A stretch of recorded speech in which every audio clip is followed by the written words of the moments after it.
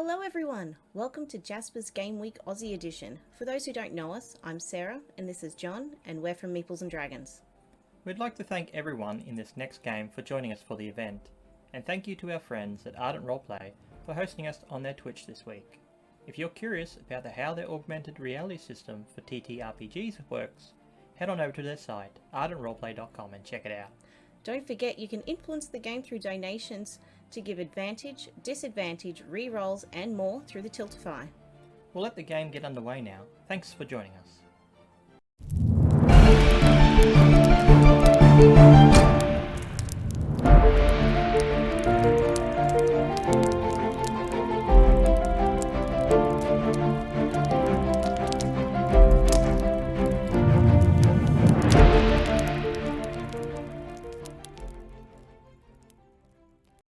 Are we good? All right. Hello, everyone. Welcome to Jasper's Game Week Aussie Edition. I think they said Sean on there, but that may have been a different video. I'm actually Matt Brown. I'm a DM of Split the Party, and I'm here to host a little shindig with a bunch of lovely creators and auction winners from the D&D community. So let's get straight into that. Who have we got around the table? Starting with Alex. Oh, hello everyone. Yep, I am playing a rather dark sort of warlock, half-elf warlock, and he's a little bit intimidating, and generally the commoners are pretty likely to do their utmost to help me. A little bit scary. A little bit scary? Like how scary are we talking? Are we talking like really dark? Or are we talking like scary? No. Like, give me a vibe check. He's a bit tormented and just a little bit unpredictable. He's likely to get up to a bit of shenanigans. All right. I feel like I'm going to love that character because I love being a bit unpredictable myself. Next up, let's go with Lindsay. Hi guys, I'm Lindsay Rousseau, and I am playing Nuxuli, who she is not, you don't really know what she is doing. She is kind of out for herself. She may help others if it benefits her. She may stab them in the back. I don't know. We shall see. How many stabbings in back are you planning to do today then? Just first question off the bat, you know? I mean, we have how many people in the party? So we're going for a TPK, but not through my means. Are we going to? So you're gonna co-DM with me almost, and then Nuxuli will stab everyone in the back. That's what I'm hearing. All right, sweet. Unless there is mutual benefit to work together, then she will work well with others. Very fair. All right, next up, I'll throw to Chris. Hey, I'm Chris. I appear to be the first victim of Lindsay, given the thing. I am going to be playing Snap. Snap is a kobold musketeer, is the best way. He flourishes, he leaps, he's very small. He snaps at people. He's a dragon. Well, he likes to think he's a dragon anyway. He's armoured. He carries a rapier with grace and wit. It's a little bit long, so he drags it a bit. Other than that, absolutely fine. He's there for a fight. He's there for romance. He's there for a song. Can't do either of those two, but he can fight. I think I've heard a myriad of classes in that description there. So what are you actually playing today? Like, what's your class or your mechanical? Oh, no, he's going to be a fighter. Fighter? A fighter, absolutely. I would love to see some music with your fighting today. That'd be great. All right. Mainly screaming. I guess I probably should have said I am a Yanti rogue. I did not say that. So I mean, go. with the stabbing everyone in the back, I'd be surprised if it wasn't a rogue at this point. You never know. Fair enough. Josh, what are you playing? Yeah, hey, I'm Josh. I am the Assistant Director of Ambassadors at Jasper's Game Day. I just want to say thank you to everyone who's here on behalf of Jasper's. Today, I am playing Rust, also known as the Iron Kobold, a Kobold artificer using the armorer subclass. You can see him with his head peeking out from this beautiful set of armor that he is controlling with these different strings and levers as he's trying to navigate this giant mech that stands about as tall as your average person. Awesome. So with your suit, are you flying at all? Like, is there like propulsion technology? You got a bit. I have not leveled up high enough to be able to fly yet. Maybe one day. Well, I know a couple people in the party have chosen. I've given everyone a couple magic items, so maybe they can help you out with that. Maybe. You know, we can reflavor or something like that, or I can just give you one. It's a one shot. Cam, how are you doing? Hi there. Yeah, I'm Cam Banks. I work for Fandom Tabletop. We create such wonderful things as D&D Beyond and the Cortex RPG system. I'm the creative director for Cortex at Fandom. Pronouns he, him. Today I am playing Angstrom, who is a hobgoblin, but he is a very interesting kind of character. He is the type who aspires to be a criminal mastermind. He is by training an artificer and an alchemist, and he has a number of gadgets and tinkering things on his person. A lot of them kind of derive from potions, powders, things you can throw at people. He affects a tricorner hat, and he's got that high kind of collar and a big sweeping kind of cloak, and gabardine and everything else. He would be a really amazingly cool person if he wasn't also trying to steal things constantly.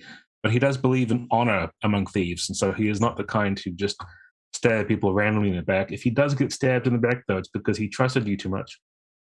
So am I hearing a rivalry starting to brew up already because we've got two people that are already openly without that? There could be the other three players that we've got here stabbing people in the back. Oh no, you'll be stabbed in the front. Okay. So this is like a team effort in this sense. So sweet! You go in for the front, I'll go in from the back, and we meet in the middle. It's perfect. Sounds perfect. This sounds like a partnership for the ages. We don't have much of a team left because we're all going to be killing each other. Oh, hey, no. Sometimes you just got to roll those dice, see what happens. Last player. Hey, Scarlett, how you doing, buddy? Hello, I am Moth. I am an artist and a cosplayer and a D&D aficionado and a lover of tieflings, as you can see. I am playing Magpie, the tiefling thief, the little tiefling. And while everyone else is busy stabbing, I shall be the best thief that nobody ever sees coming. And my pronouns are she, her. Excellent. So I love that makeup, by the way. I saw you in the pre-call, and I just immediately was like, God damn, you bring your A game every time. I can't believe it. Oh, thank you. And Lindsay and I both have fangs in, so we'll see how long that lasts. Yeah, starting to cut up my lip. Lindsay, if I'm not mistaken, you've also got snake eyes as well, right? Is that what I'm saying? That's cool. Oh, my gosh. I did not put the contacts in today, but... Snap camera. Snap camera. All right. But why do it for free when I could do it for $50?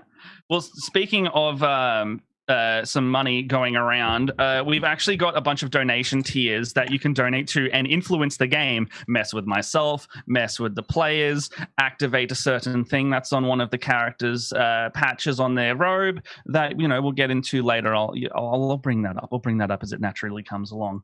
But there's also a giveaway that we will announce the winners of at the end of the whole game. So about 10-15 minutes beforehand, we'll wrap up and do a giveaway for a set of D&D Beyond digital dice. So we've got the Blacksmith pack that you can win today through at the end of this game, and you can enter that through Tiltify. So we got some links going around as well for that, if you can see it. But other than that, have I missed out on anything? Otherwise, I'm good to go into the game. All right, resounding silence from players. I'll just keep going then. So I'll get some ruddy, mysterious music started. How's that? It's not even music. It's just a storm. That is ruddy mysterious. That is ruddy mysterious. All right, let me know if you can hear that. Let me know if it's too loud, and I can turn it up and down as we need. Yeah, can hear Sounds that. good to me. All right. So you can see a bit of a map, just in front of you on the screen. This is the northern mountain region of Ilinyad. And you are all traveling. You can actually see, if I zoom in here, you're all traveling just under the A of the Temei Heath. And it's a bit of a stormy night. You can hear you're traveling between a grasslands and a mountain range that seems to be just starting up. And you think it might be a good idea to, settle in for the night. No one wants a wet pack of gear. You don't want that exhaustion. You don't want any of that, unpleasantness. And lo and behold, you've actually found a T-intersection in this road you're traveling down, and there looks to be some kind of abode or farmhouse nestled between the valley of two mountains. I'm going to say you have all been traveling together, as you are all level 5 from memory, and you've all got a bit of experience. So I'd say let's say you're a group today, and you approach the farmhouse. Who is the leader? Well, not the leader, but the talker, I guess, of your group that you would decide. Who would go up and be the first to knock on a stranger's door? Well, I have 8 charisma, so I don't think it's going to be me, but maybe it will be me because that's the thing that causes all sorts of trouble. If no one I actually have a 17 charisma, but I don't know if it's the type of charisma you want talking to people. But I am very good at talking to people. Yeah, it's like you're good at talking to, but when you choose to, even like, you know. If no one stops me, I will absolutely be the welcoming committee. I'll take that. Rust, you head up to the door and have a knock, knock, knock. How tall are you, Rust? Because you're a kobold, right? I am a kobold, but I am deceptively tall because I am seated inside of a suit of armor at all times. So I'm actually standing like 6 feet tall. You're 6 foot as a kobold. Wow. All right.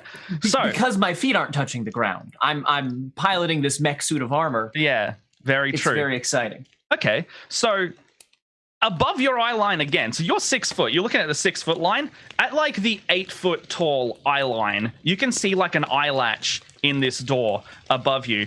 You knock on the door with your big metal hands, just like, dug, dug, dug, and you can hear someone get up out of maybe a large chair and kind of go zoop, and open that little eye latch, and you see these old middle-aged eyes with kind of gray-brown eyebrows staring back at you, and he's like, all right, can I help you there? Hello, my name is Russ, but people call me the Iron Kobold. And we're here. Hello, I'm here with my friends. There's a little man inside there. Oh, yeah, hi. And I'll like lift the visor of the helmet up. Hello. Oh, that makes so much more sense then. All right. So, see, there's a few of you back there. Okay, so, what can I do? What can I help you for there? Is you in trouble? Or what's going on? Oh, we're just looking for a place to get out of the rain. Oh, yeah. And he kind of like looks around. Yeah, no, I think I can help you out there. You like stew? Any of you want some, you need food and shelter? I'm happy to do it. I'm going to scamper up Russ's shoulder and like just perch there and say, yes, it's no good to have a soggy tiefling, and no, we're all very hungry. And if you would please let us in out of the rain, that would be great. Are we still looking at basically like this? Yeah, he's just like through the eyes. That's it. Like you can't see the man beyond that. And he's looking down upon you, and he's like, "Yeah, all right, that sounds fine." And you hear just like unlocking all of these latches going down the door.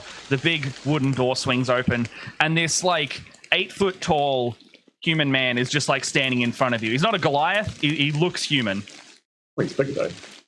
And he's like, "All right, come on in. It's not much, but I called it home. We haven't been here that long."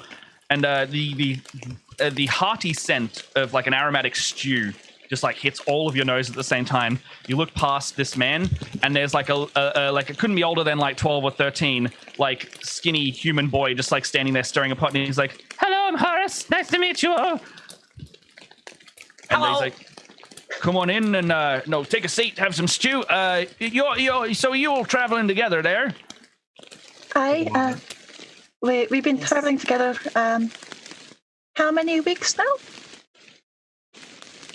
A few. Well, Be a while. a few weeks, yes. Long Maybe enough, 3. but let's get in out of the rain. All right. So come on in. Look, if you're looking for some coin, I can I got a bit of jobs that I need doing. So come on in and have a seat, and then let's get on the chat. I'll cover you. Don't worry about paying me if you help me out, and we'll go from there. All right. Stew first, please. No, absolutely. Horace, get the stew. He's like, "Yes, Dad, I'll come in with the stew." And he Does he come with the stew? And she's eyeing. You don't get to keep the boy. He's my lad. So, no, he's my son. His name's Horace. I'm Erebus. He's my son. So he's my blood. He doesn't literally come with the stew. So. If that's what you're implying. No, it's all right. Got a little excited there. I'm sorry. Yeah, no, I'm feeling like I'm getting an idea of your all of your collective business. Don't worry, we abide by the rules of hospitality. Oh, all right, all right. Well, that yes, I would never eat the. I would never hurt the host. You can trust that.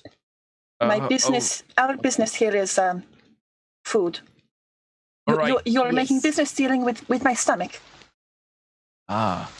All right, well, come on in here, and he leads you in. This house, like, it looks like a pretty standard farmhouse from the outside, but inside it's like full of like nice tapestries and like ornate shelves and things like that. Like completely not what you'd expect for an abode like this. And it looks like they've definitely downsized possibly within the last, I don't know, 5-10 years, because there's just stuff everywhere packing the walls. Are there any nice trinkets? Oh, heck yes, there is. There are many nice trinkets. And you all sit down on the couches. Even the couch, it's like just got this nice fabric on it. You don't get that from Palapka. Like that's like water deep, high market material, you know? I'm getting the impression you're saying this is not the normal sort of farmhouse. Oh, not at all. Right. Yeah. Do we see any like little creatures running by? I don't know. Does it seem like a clean place? Are there rats or? It's fairly like, it's not dirty, but it is definitely messy, you know? Like, so he's got stuff everywhere. There's like organized piles of mess, but it doesn't seem, it looks like decently kept other than that. But he doesn't look like he has anyone here other than himself and his son. Is there like a convenient part of the wall that isn't covered in something I can lean against? Yeah. Let's say yes. You find like a little spot between some shelves, and you can have a little lean there. And this is a pretty remote area, right? Like the house is kind of. Yeah. So having a look on the map, you can see. Let's say you've traveled south from Sanctuary, which is a little outpost town.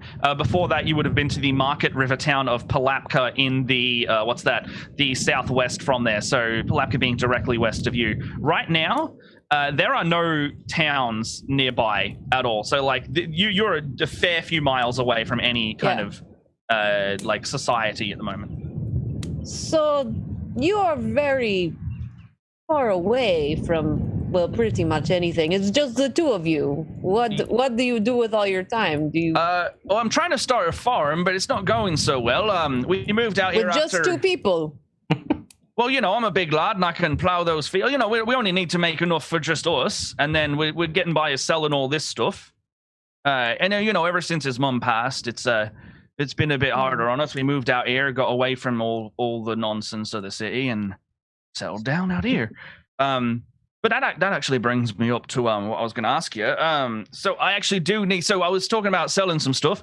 I actually need some escort assistance with some guards, if you wouldn't be, you know, too obliged. But Oris needs to go up to the city of Skyfold, and we got a buyer set up for some of our family heirlooms that are a bit precious to us. So if you wouldn't mind, you know, I'll cover your expenses to go up to the city. It's a bit fairly expensive to get in there, but no, I'll cover all that, and then that'll be a job done. Get him up, let him do the deal and sell all the stuff.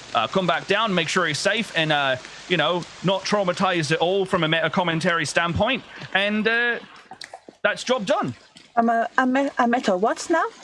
Oh, sorry. You know, I've always had these other dreams of every time I've told someone in my head to go up and take Horus up to, you know, a kind of city or something. He always comes back and he's different. You know. I think that's called puberty. I was going to say, he is a young boy. He is growing. I mean, things are constantly changing. All right. Have you given him the talk yet? Well, no, it's a bit awkward, you know. But no, I'll do it one day. Out of game side note. Hey, Moth. You get advantage on your next roll. Yeah.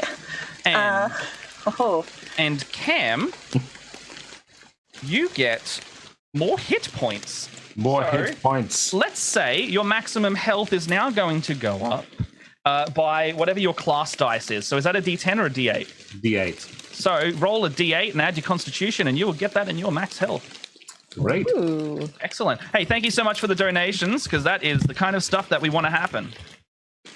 But I've lost my train of thought. Did anyone have any questions to do with the job at hand?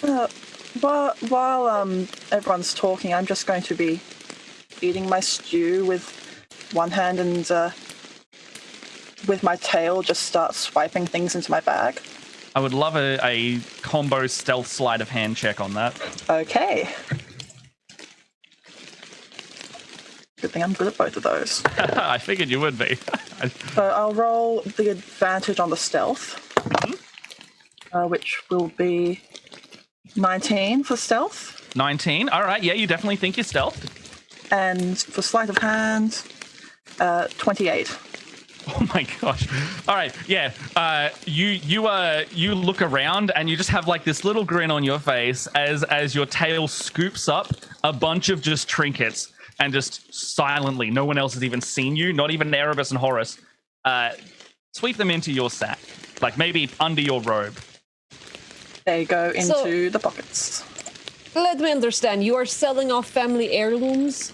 Is that what is happening? Yeah, no, it's passed down, through the family, and it's so much stuff here. Almost everything here is around, knickknacks, paddywhacks, dogs' bones, all some sort of family heirlooms going around, and it's just so much, and I just want to get rid of them.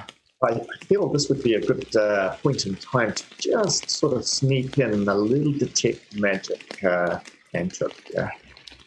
Yeah, so are you casting Detect Magic as just as the leveled version? Yeah, at will. No, it's not it's just at will. Oh, at will. Okay. So, I've never had this happen before in this area. I can. Sorry, go on.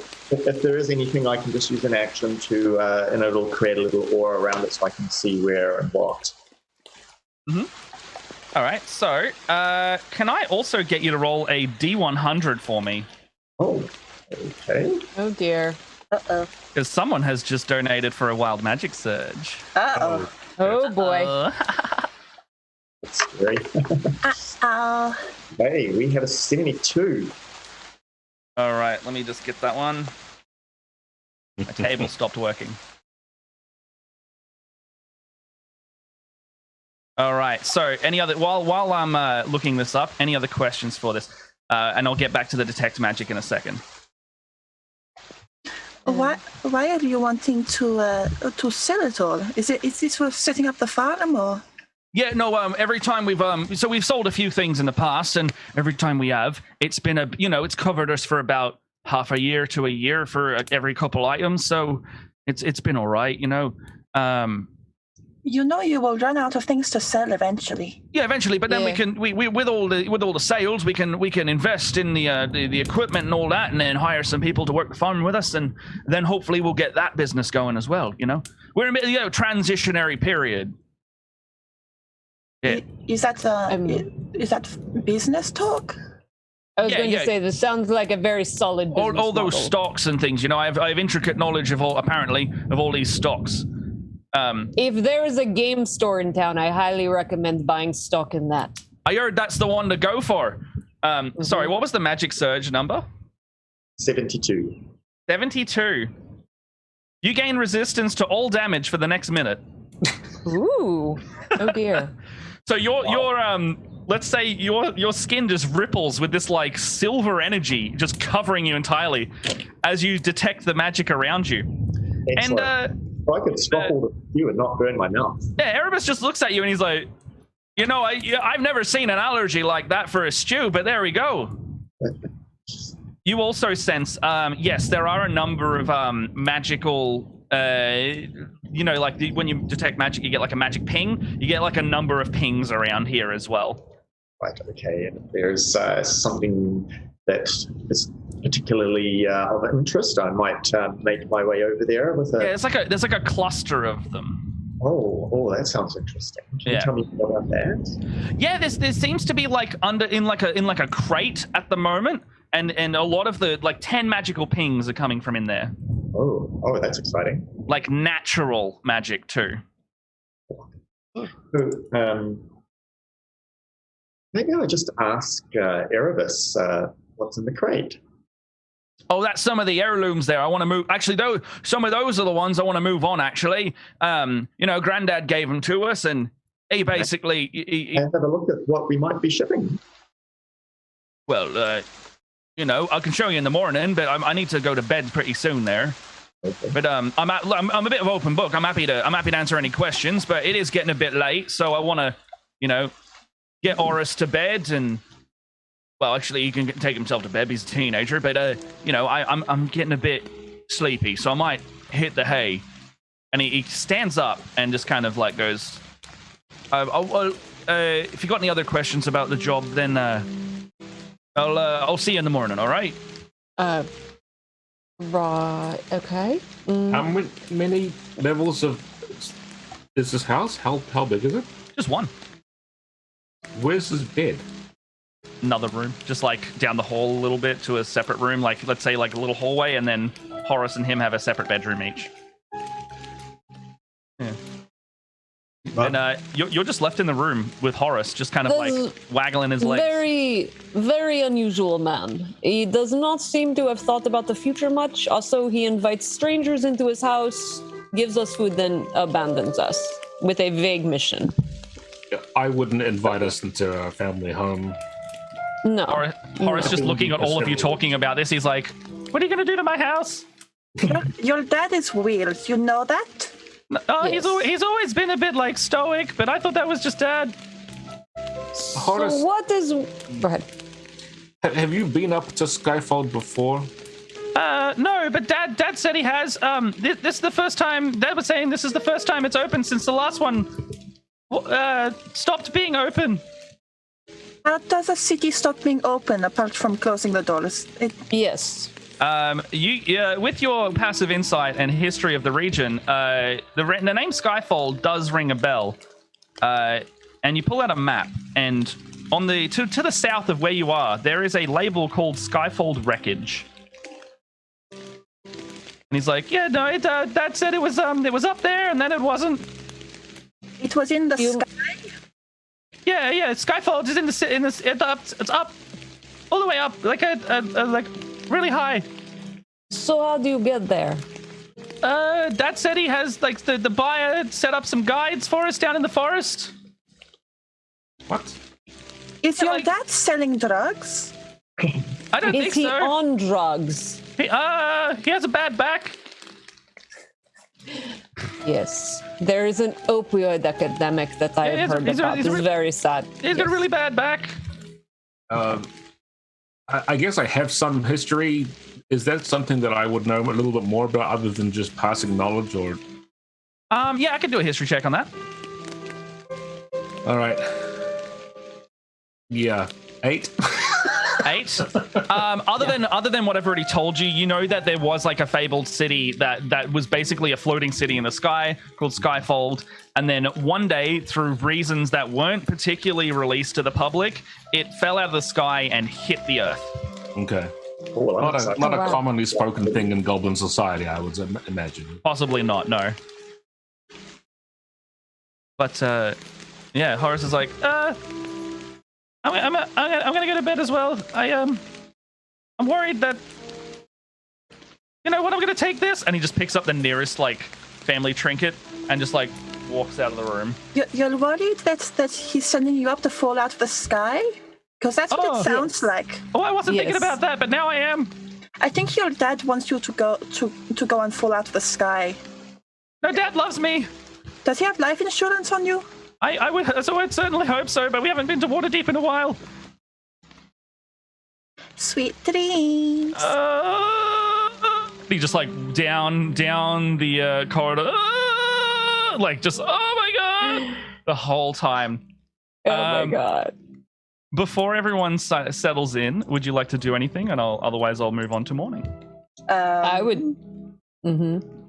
After you, Lindsay. I was going to say, I would definitely be interested in searching this house. Mm-hmm. You know, we'll look around. A little bit of a looky look. All right. Yeah. Do a. The lid comes off this crate. I'm very curious about the contents. Yeah. Well, Nuxuli, you can do a Percepi if you like, perception check. Great. I forget I have these colloquialisms for my skill checks. So if you hit Percepi, that's what. A Persepi. Little Persepi do over here. That is a 22 Persepi check. A little Persepi do 22. All right, no worries. So, you see all around here. It's like there's nice tapestries, like with like let's say like they're like silver and gold every now and then. They look to be from various different places. These guys have lived in a lot of towns, or at least Erebus has, or his family has. Yeah, there's a crate here. It's got like nails in it. That's the one that Zorkus was looking at before. Quite interested in. And other than that, it seems to be, so there doesn't seem to be any kind of like swords or like armor or anything. This all seems to be like collectible stuff, you know? Did you say a chest full of nails? Just nails? Well, it was shut by nails. If I said it was full of nails, then I was going to say that it's a magical nail, Zorkus. Good, congratulations. What kind of nails? What kind of nails? You know, I'd say a good lead one, maybe, or like an iron. You know, like lovely varnish on it for whatever reason. Hammering nails, not fingernails. Yeah, absolutely. Okay. Oh, yeah, no, I wasn't going down the fingernail route at all. Lindsay, sorry. Can I get a D100 roll, please? Oh, and also my. Zorkus. I can't. Hold on, I got to pull out that dice because I have not used that in a while. All right. Well, I can start with I'm getting a little shook at how magical the party is right now.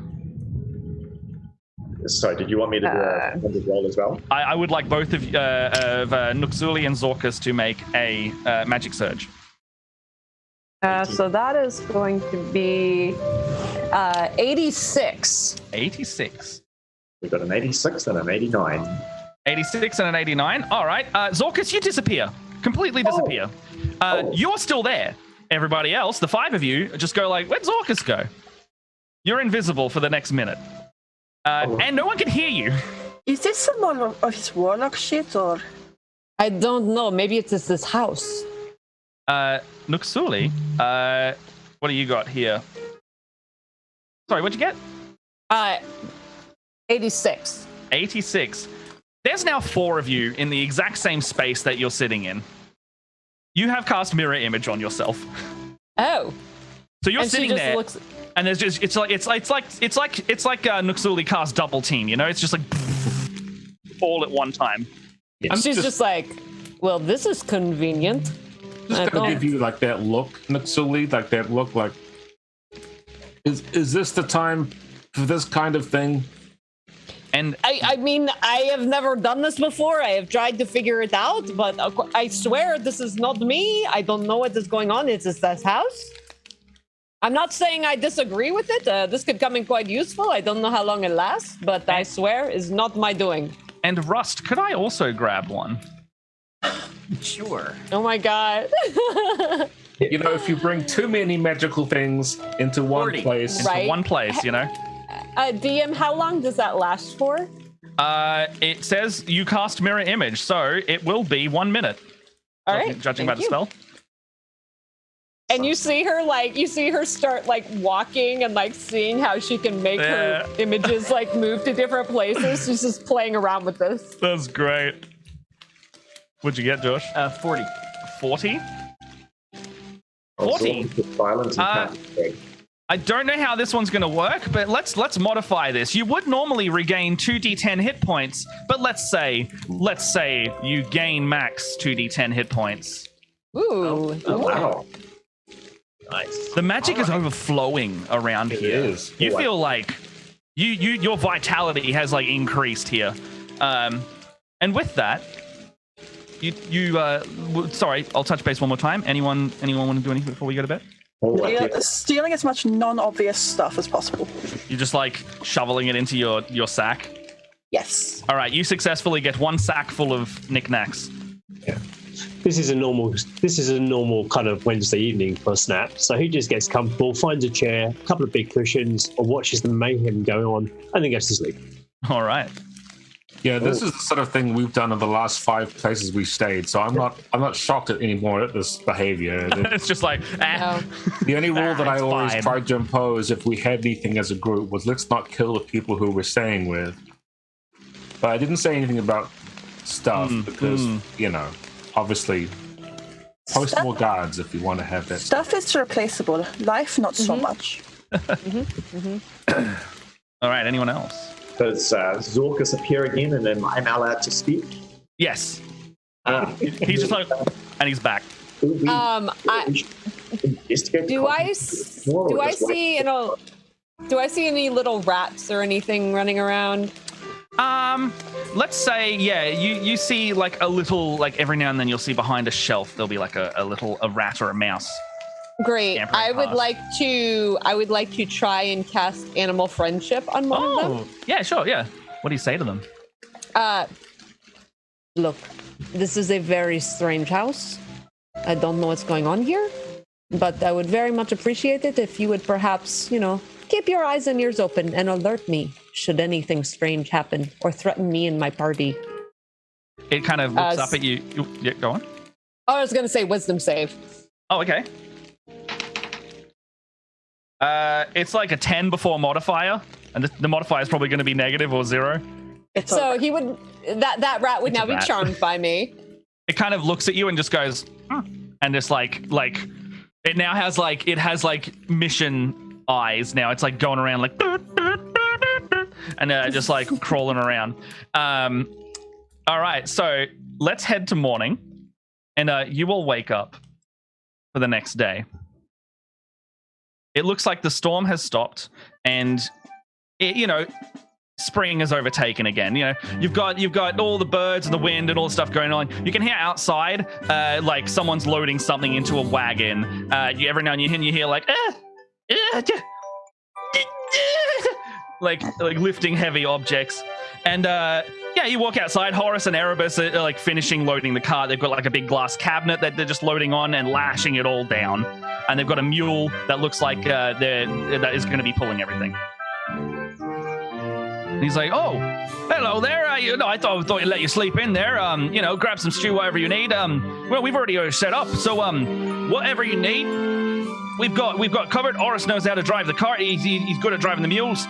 And whenever you're ready to set off, I'm happy to go." How are the mules going to get up into the sky?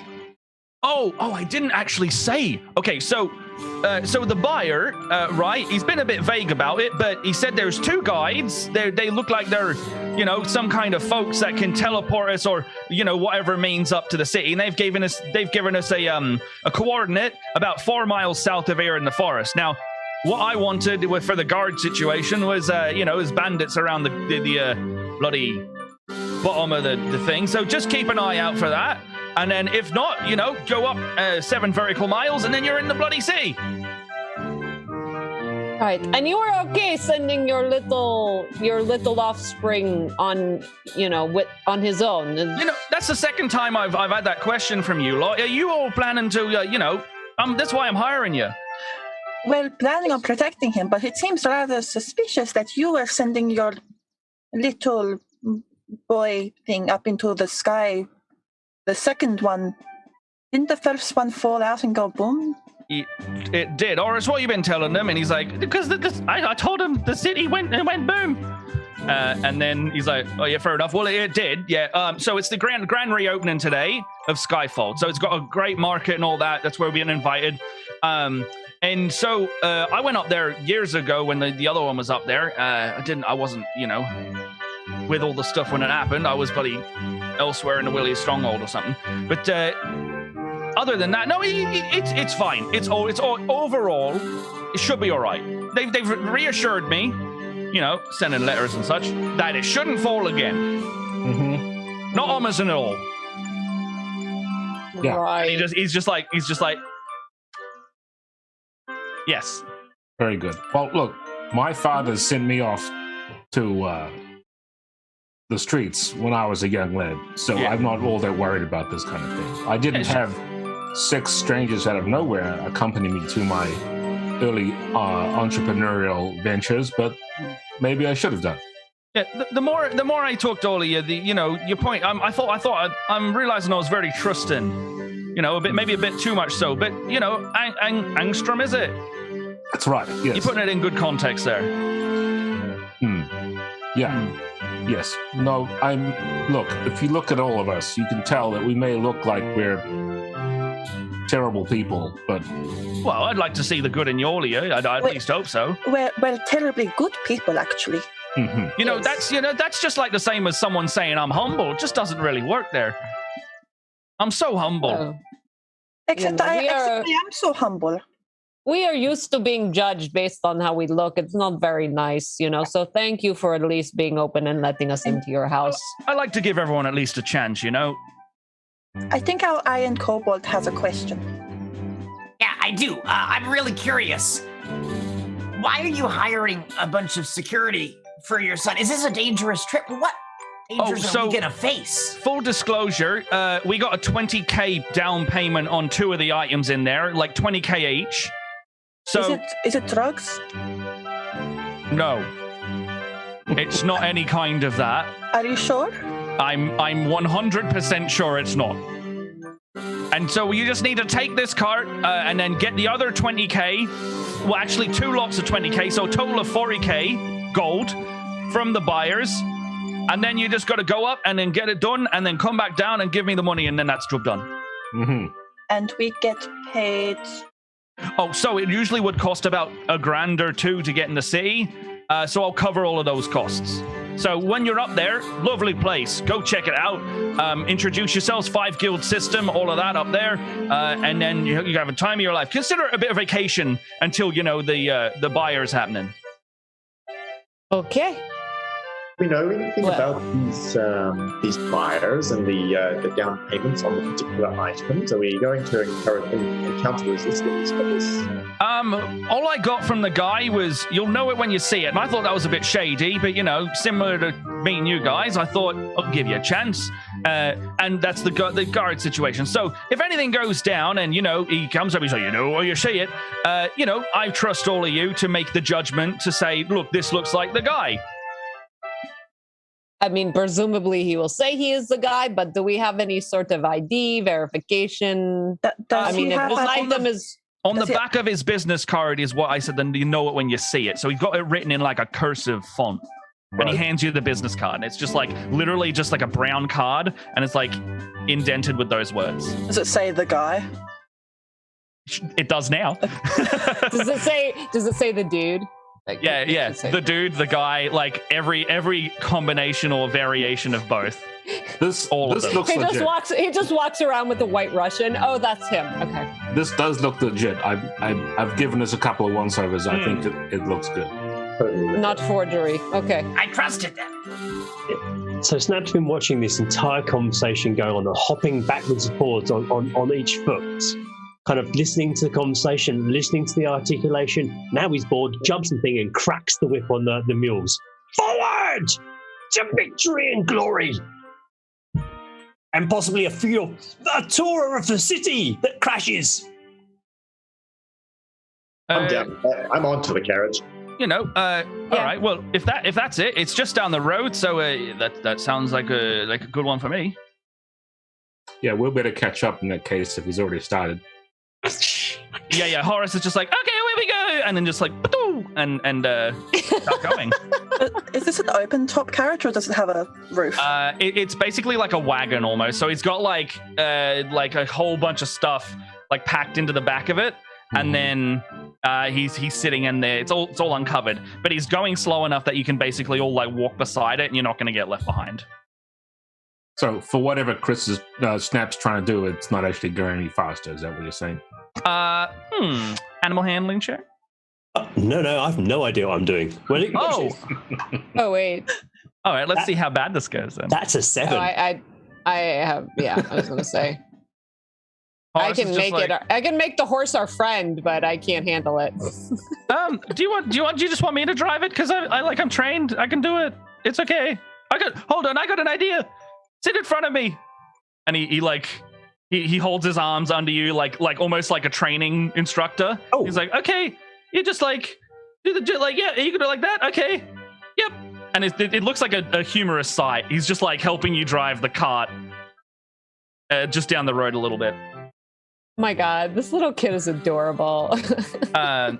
You get to like an hour passes, or not even an hour, but like some time passes, and you start coming into a forest clearing, and you round a corner, and you can see two figures, one on each side of the road, with a hood down, and they seem to be just kind of standing almost like at ease. You know when teenagers do that thing where they like pretend the strings between the road? That's kind of their positioning right now, like one on each side of the road.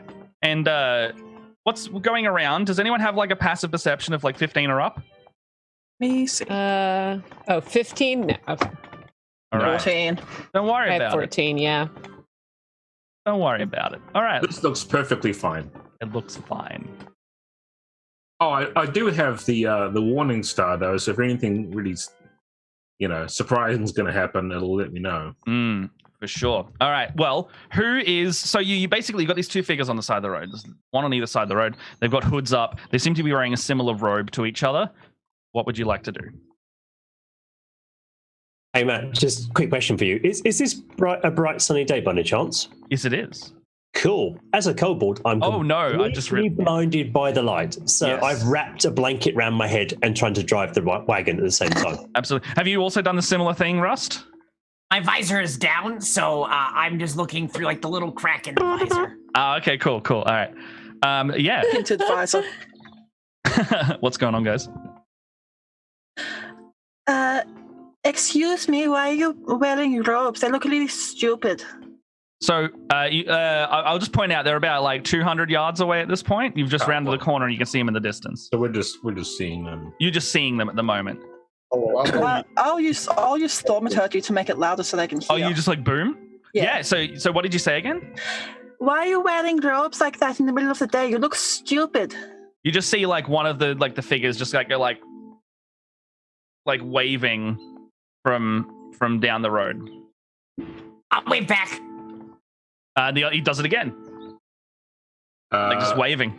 Just a minute. Waving us to danger? Can we see what they look like? Almost like a hail. I would love a perception check if you want to check if they so what they look like. They look like they got robes down at the moment, like hoods down. Can we see what they are? Yeah, I would like a perception check if that's the case. Yeah. Sorry, that's all right. I see nothing with a nat 1. Oh boy, looks fine. With my modifier, it's an 18. 18. You see the hand kind of waving across. Looks to be black scales and like a clawed hand, not unlike a dragonborn. Excuse me, Horace, was it? Yes, my name is Horace. I'm a little boy. Yes, I know, you stinky little boy. I'm not stinky, I showered this morning. No, that's me. Oh, yes, it's it. Okay. Well, the people that your papa said to meet, were they dragonborn?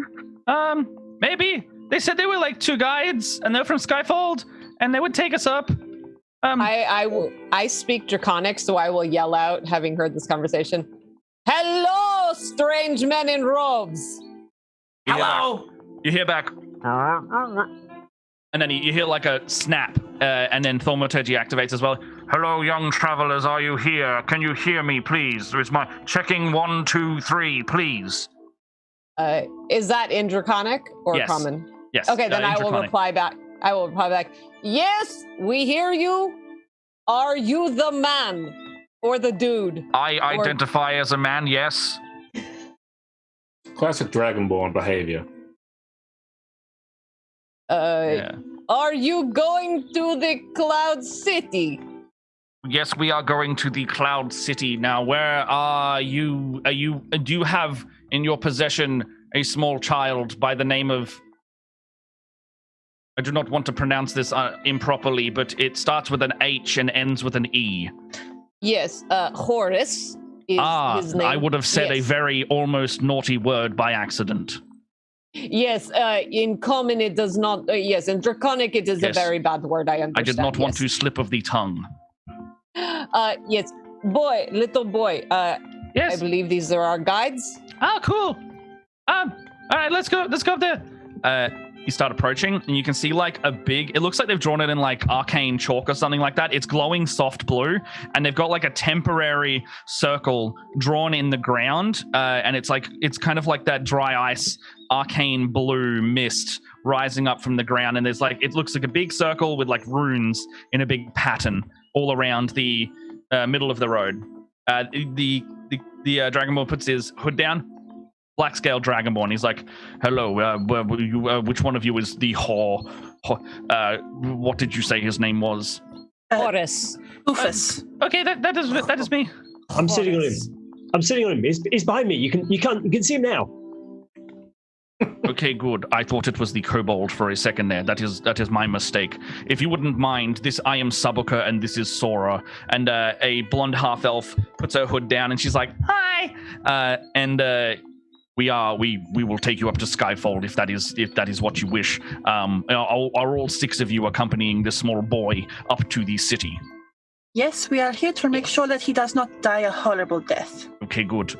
All right. Well, please go to the middle of the circle. When we start the transport. This is not a teleportation circle. This is more of a movement-based disc system. It is translucent. Be careful if anyone is scared of heights. Do not look down.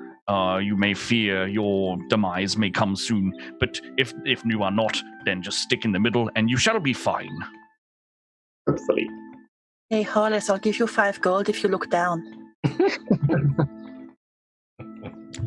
All right. Is everyone grouping up together at the moment? Yeah. Yeah, pass into the center and move to the middle. All right. So you all group up in the middle. And I've just got to point out as well, in terms of the rewards, I'm getting informed that we have a $100 donation reward. We've actually got 2 of them.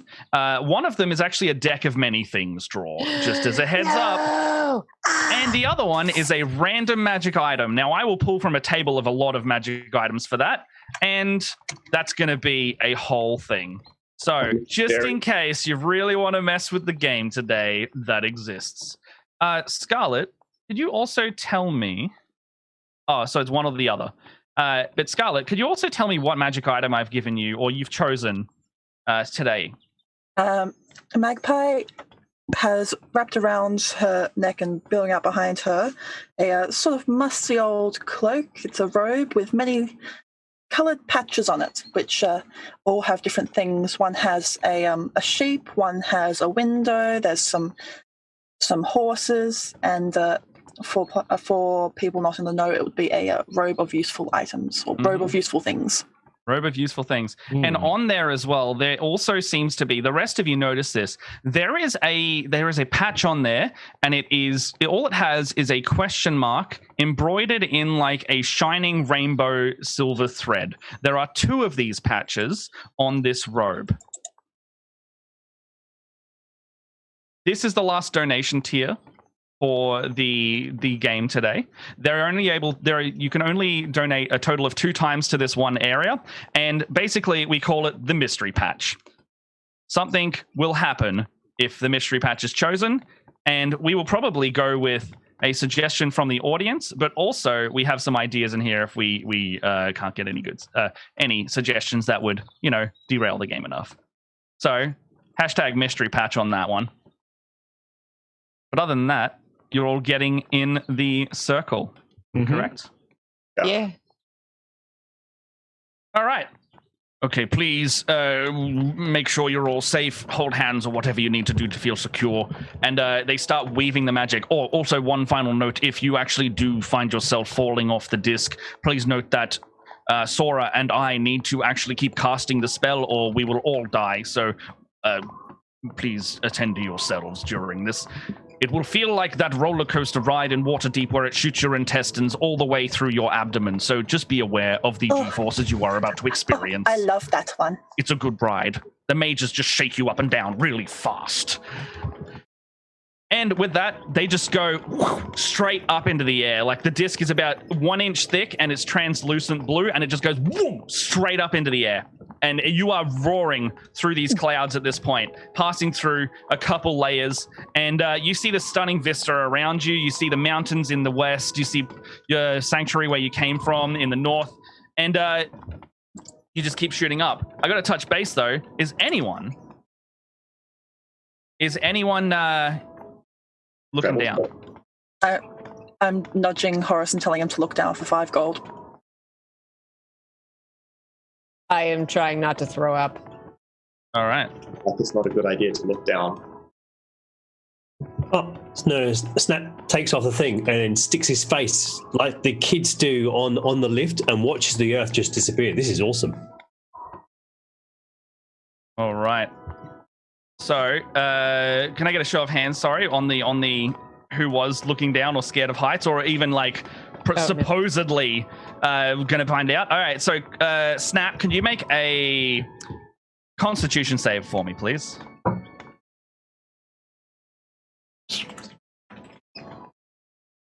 We'll call that a cheeky 9. A cheeky 9. You look down and your legs start like turning to jelly at this point. You just like fall over and you're like, like just like you're seeing your mortality just like which is the ground in your mind raise away from you. And you're gonna take, let's say, disadvantage on your next roll.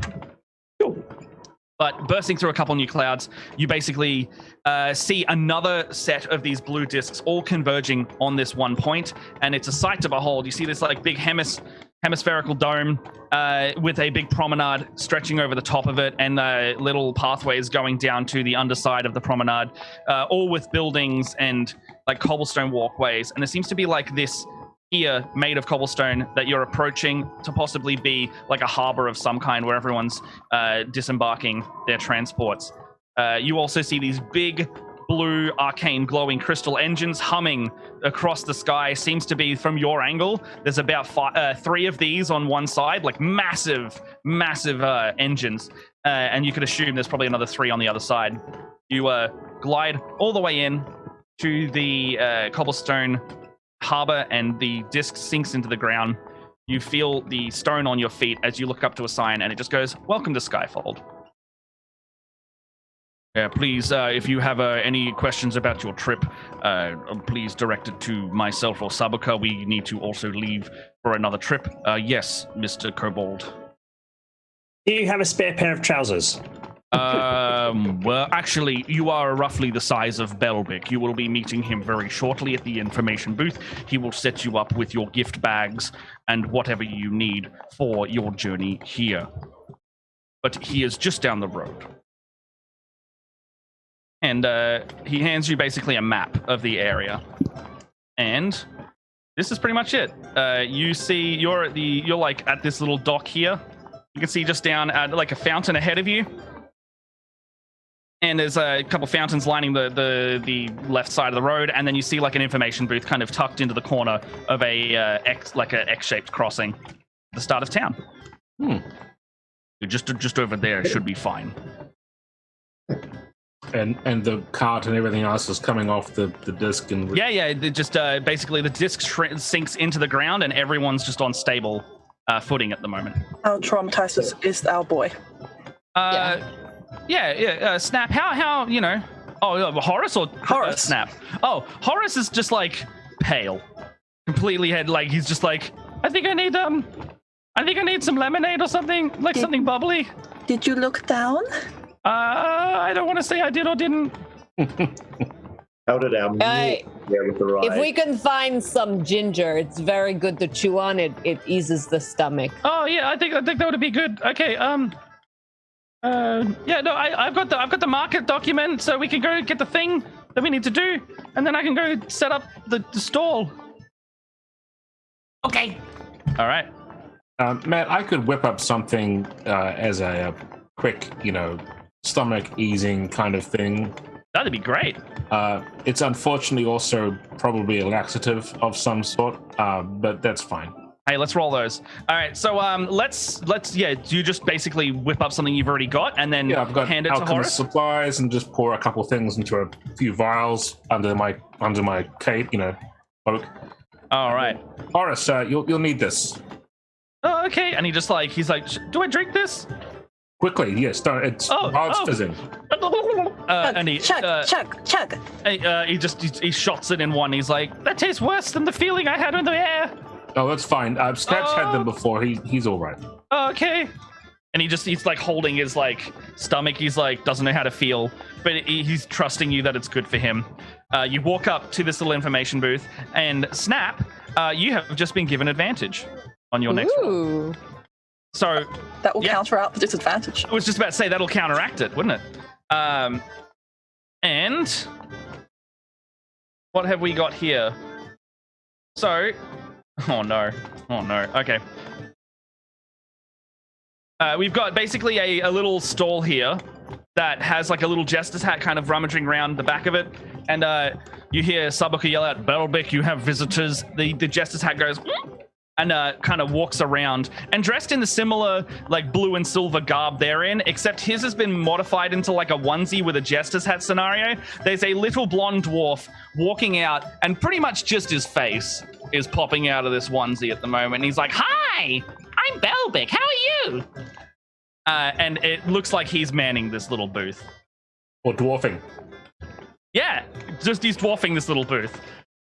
He comes up, he's like, "Oh, look, it's new friends today. I'm Belbeck, and I will be your Belbeck in Skyfall." Wait, I'm Belbeck, I'm Sky... And he sits there just trying to, like, rehearse the line over and over again. He's like, "I'm Skyfall, Belbeck, Sky..." It's okay, little one. Breathe. Okay. Just breathe. Ooh, ooh, yes. Hello? Hello, yes. Okay. Thank you so much. You would be a good friend to have. Oh, thank you very much. Would you like to be friends? She's very friendly. Yes, we could be friends. Yes. Lovely. I love this. And you just see her like cringe a little bit. She's like, "Yes, another little loud one. Love friends. I love friends." And he's just like doing a little dance. And he basically goes around and starts going, "Oh, are you here for the markets? I see your stall. Are you Horace?" "Yes." You're in 42B. It's just down over on the east side. I can give you a tour if you want. And my new friend can have the tour, the good tour, the free of charge. First thing, one of our little kobold friends here needs new pants. Oh, yeah, and I can do it. And he pulls out another onesie. Oh, yes. Perfect. And it's almost the same size as Snap. And he's like, "You can also, like, this is how I got the job. I just put the clothes on." You have another one? I have so many. Would you like some more? Yes. Oh, cool. Let me, 1 second. I would consider all of you my friends at this point because you're all so nice. I'm gonna go get some stuff. And he goes around the back, and you hear like this like shuffling noise, like a coming from something, and he comes back around, and he's got a garden trowel, and he's got a gift bag full of tiny little wooden carvings, and he hands them to Snap. And he's like, "Look, they're all, this is for you, and this is for you," and he hands you a bag of each. I'm just going to roll a d6 on this one. 2, 1, 2. Nuxuli, you look in your bag, and you see a card. Oh no. Oh no. I'd like to look at the card. She just starts hissing. And on the back of it, there is a very ornate pattern. And you know what that is. But once you look at it, something happens. Hey, Horace. Yeah. This is not good. Horace, I'm guessing I'm seeing Nuxuli's hissing at the bag. Yes.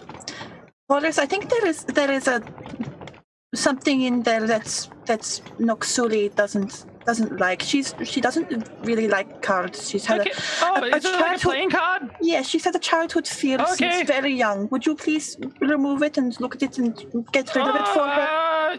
She seems pretty concerned about it. I don't. Oh no, she lost in a game against gamblers. Okay, yes, sure. I don't gamble. I have gambling problem. I cannot hold cards. Please take. I will lose all our money. Okay, I'll look at the card. And oh no. Oh gee. How many cards are there? There's like, I can't find a table just to roll on. All right. You can just pick one, Matt, if you want. Yeah. Let's go like middle. Yeah, that one there. Yeah, go that one. Yeah, go that one. Yes, that one. You really want to see this? Is it the freaking void one? Flames. Oh no. Oh. What's his flames? Yeah. Oh no! Oh no! Poor Horace! What have you done? All right, sure. So, for the audience watching, a powerful devil becomes your enemy. The devil seeks your ruin and plagues your life, savoring and suffering before attempting to slay you. This enmity lasts until you or the devil dies. Well, Cool. All right. you dodged a bullet there, Natsui. It's got flames on it. I don't know what that means, but it's like, I guess I feel warmer. Something in my soul hurts. It warms your heart. It means that you're going to meet a new friend. Oh, okay, cool. Yes. And speak to cool. Zorkus. Zorkus is our wizard mage. Oh, cool. I trust you. I believe nothing you would ever do would hurt me. You're very right. Belbic's like pulling together the rest of his stuff. He gives you like these sunglasses that say like I love Skyfold, like a tacky shirt, a snow globe, like whatever you could think of. Like there's a pamphlet saying like the guild system and you, stuff like that. Mm-hmm. And then you're looking at these carvings as well. Let's say Angstrom, and each of them are like completely likeness of Belbic. Every one of them. All of them. All of them. And the one you pick up is kind of odd. It's the only one that has any kind of semblance of color on it. And Belbic is like ear to ear grin, like almost maniacally so. Lustrous black eyes, sparkling and reflecting. And in his hands, he's holding this like gem-like lustrous black orb. Yeah. Usually the reaction. Yep. Nope. So this is a little. What is this again? It's about the size of your finger. It's a little wooden carving of Belbic. However, out of all of these ones in here, you see a couple. You see a lot of duplicates in here, but this one that is repeated in the bag as well has a lustrous black gem-like orb in his hands. He's got a maniacal ear-to-ear grin and the same eyes as the gem, like just completely glazed over. Yeah, I'll file that away for my late night nightmare scenario. Just a quick question: is that an actual gem in the carved figure, or is it carved? You're not sure. That's the weird thing. You scratch and it reacts like wood. Okay, so are we going to the markets? Snaps has pulled on his new outfit. Okay. And puts the onesie hat on. We're like twins. Oh, we're just like twins. I look, the three of us, the best friends in the world. And he starts like walking down the road with all three of you towards the market. So on the map, that's kind of like this way. And you head down a little promenade and you sure enough, you reach the markets. We're bringing the wagon, or? Yeah, I would say the wagon's coming with you at this point, but you will head down to like this area over here. On the way down there, I'm going to walk alongside Zorkus. Yes. We've spent some time together. I'm familiar with Zorkus being creepy as all get out, right? So I'm going to walk by and say, Zorkus, I have something that might be in your sphere of expertise. And I'll show him the carving. In a creepy, dark-natured sort of realm, is it? Yeah. My concern is that Belvic is more than he appears, and let's just keep an eye on him in general. Could we do that? I think that absolutely makes a lot of sense. Whatever insidious master power that you commune with may help you understand more of what's going on. I don't know. And I'm going to just push the carving into his hand. And can I do some sort of check on this carving? Is there any way I would recognize it, or can I see the background to it? Yeah, I will actually make a point of everyone's actually got a little gift bag of their own also full of these little carvings. He was overzealous in his distribution of them, and he's given you each a little gift bag. So you've got 6 gift bags shoveled with these things. I feel particularly uneasy about these. Can I check anything? Do I recognize anything? Yeah. So you recognize anything on this? It definitely looks like Belbic. However, there's like a couple. It looks like his clothes have been possibly burnt off in this carving, and it looks like his shoulders like sagging a little more than normal. Like his collarbone was once broken or something. Right. There's nothing particularly magical or no religious sort of. Do you want to try and like feel the magical nature of these things at all? Like reach into the ether and see what's going on with it? Oh, well, I can do a detect magic at will. So. Oh yeah, let's do that. Okay. Yeah. These things, all 6 of these bags, like all magic. With magic. Divination, in fact, is the school. I feel these are best not to play with. Yeah, so they are all, like, not just one, all of these carvings are radiating strong divination magic. Yeah. Is there a way I can make sure that Zorkus has my bag now, in that sense? Yeah, you can just hand him the bag if you want. So, Zorkus, congratulations, you gain a second bag of carvings. I'm a proud owner of 2. I'm not sure I really want these bags. Okay. Burn them. All right. Does anyone else want to do anything? I'll just note that I'll hook the bag on like a little hook on the back of my armor. I use it just like to carry. It's like a coat rack, basically. Okay, cool. Did any of us? Did any of the rest of us hear this conversation about these carvings potentially not being on the up and up? I was only trying to hang back out of earshot of Horace, so I don't really mind if anyone else hears it. So yeah, I would say as long as one of you guys is like just walking with Horace, he's not heard anything, so that's fine. Okay, because I'm kind of just like I look at the bag and I'm like, should I get rid of this? What do I do with this? I'm feeling that we don't really want them. Well, if it is some bad juju, I do not. You know what? I will give to you. You keep safe. Oh my gosh, I don't want 3. Zorkus, congratulations! You now have 3 bags of carvings! Yay! All right. I do not do the magic. I have little magic, not a lot. Not a lot. It's better in your hands. You got some. All right. You want mine as well? Congratulations, Zorkus! You have 4 bags of carvings! Oh my god! 4 bags. You don't Who would have known? You can put them on my hook. 3 bags of carvings. Sorry, go on. There was only the card was only in 1 bag, right? The other bags don't have cards in them, do they? No, just the one. Good. Yeah, obviously Nuxuli, after having found it, is like not taking any chances. Yeah. What you don't know is she got burned very badly at the game back in this pub, in the village about 2 years ago, and they mixed in some cards in her deck, and it was not bad. She does not trust any cards anymore. No cards for Nuxuli. So let's say you've arrived at his market stall 42B, and Horace is setting up. He's got this glass cabinet out, and it's got like a number of like velvet indentations in there as you help him set up. And he starts pulling out like these little gem-like orbs and start putting them in each of the indentations. You see a red one, you see a gold one, you see a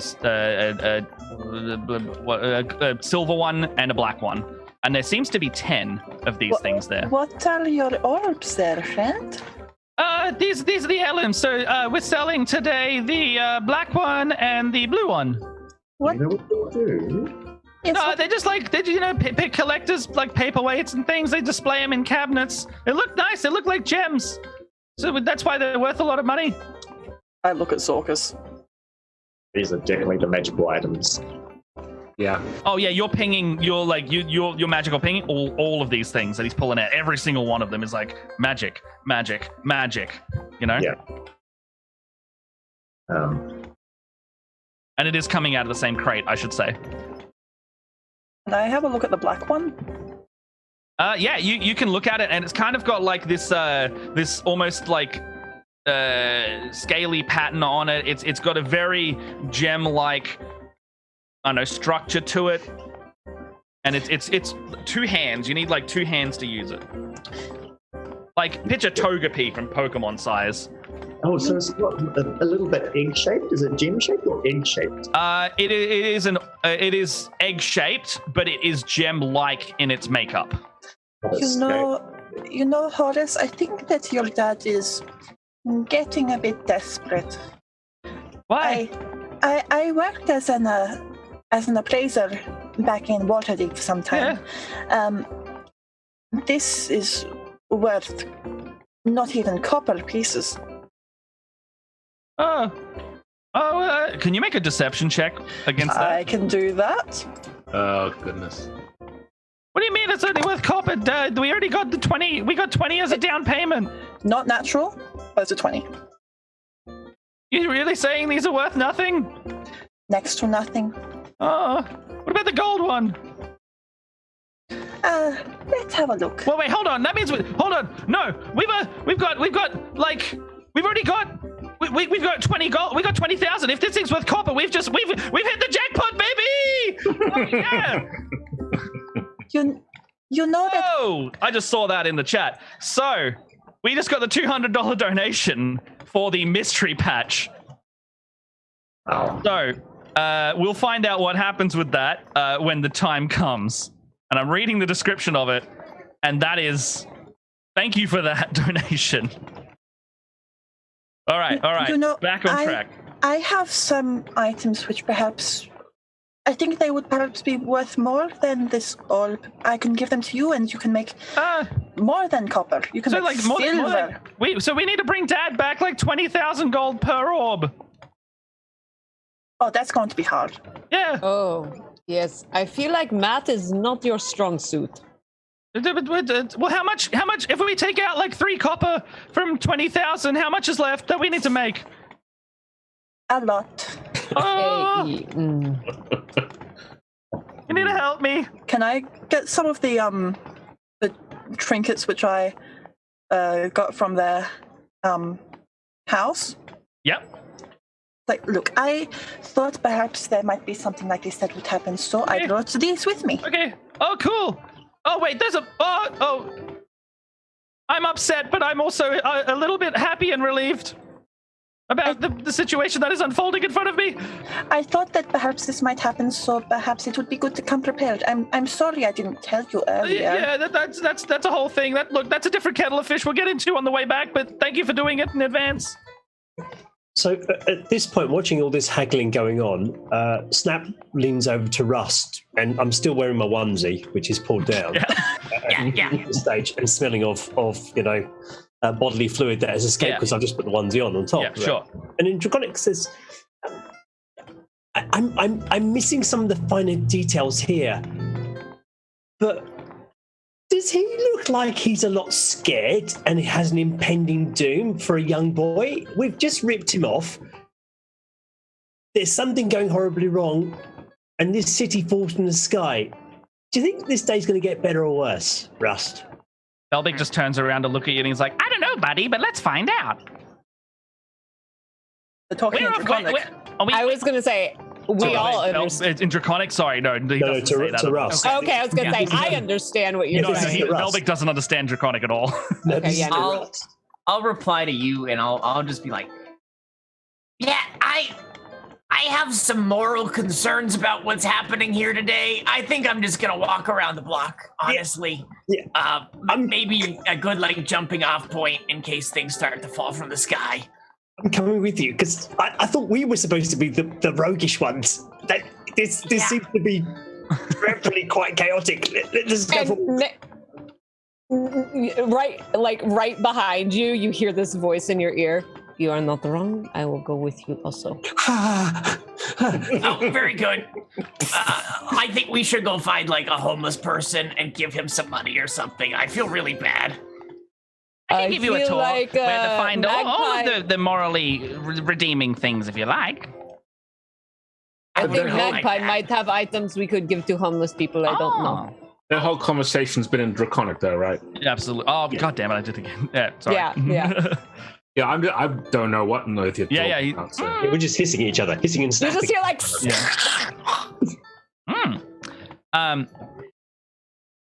What are we up to? So, basically, are you going for a walk around the markets at this point?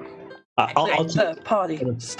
Party. Yeah, do it. I'll take Russ. I totally didn't name a show for that reason. Metallic hands and walk off in the distance wearing my onesie. Okay, so am I calling you guys the onesie crew? It's the three draconic whisperers. Okay, so the onesie crew plus Nuxu. Yes. All right. Nice. Someone has to keep them alive. I mean, let's be honest here. So you guys head up to the like this side of the markets. There's a bit of like a some kind of stadium that I've put on the map, evidently, that I've forgotten about. It's not relevant to the story. Don't worry about it. But there seems to be a bunch of druids here.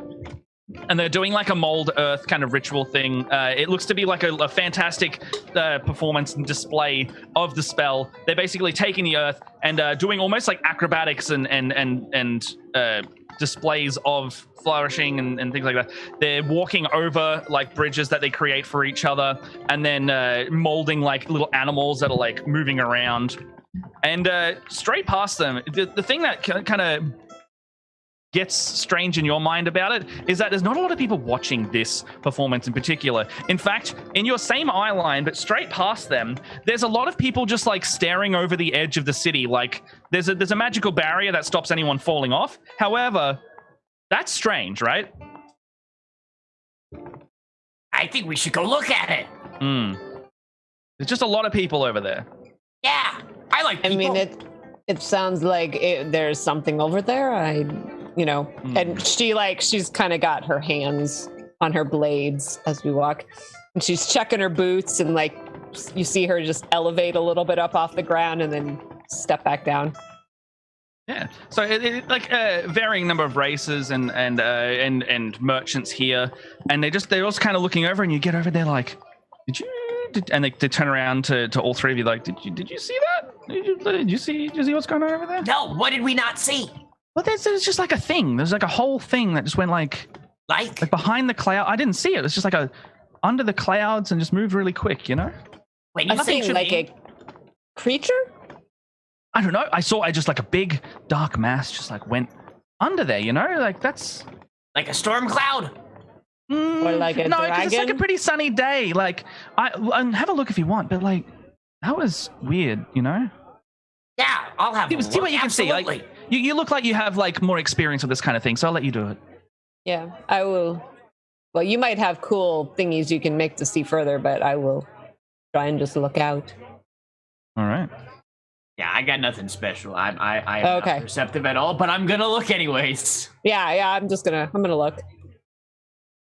All right. So, perception check. Actually, if you want to help each other, you get advantage.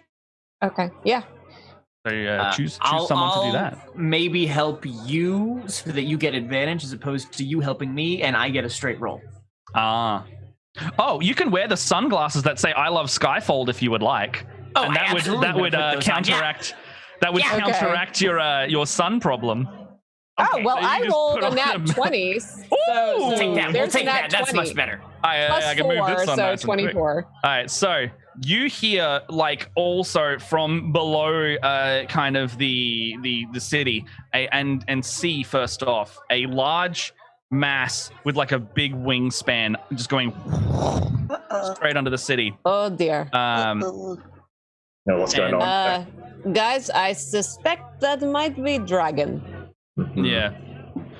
And Dragons. You can hear like, you can just like hear a lot of people just going like, oh my God, I saw it again. Oh wow.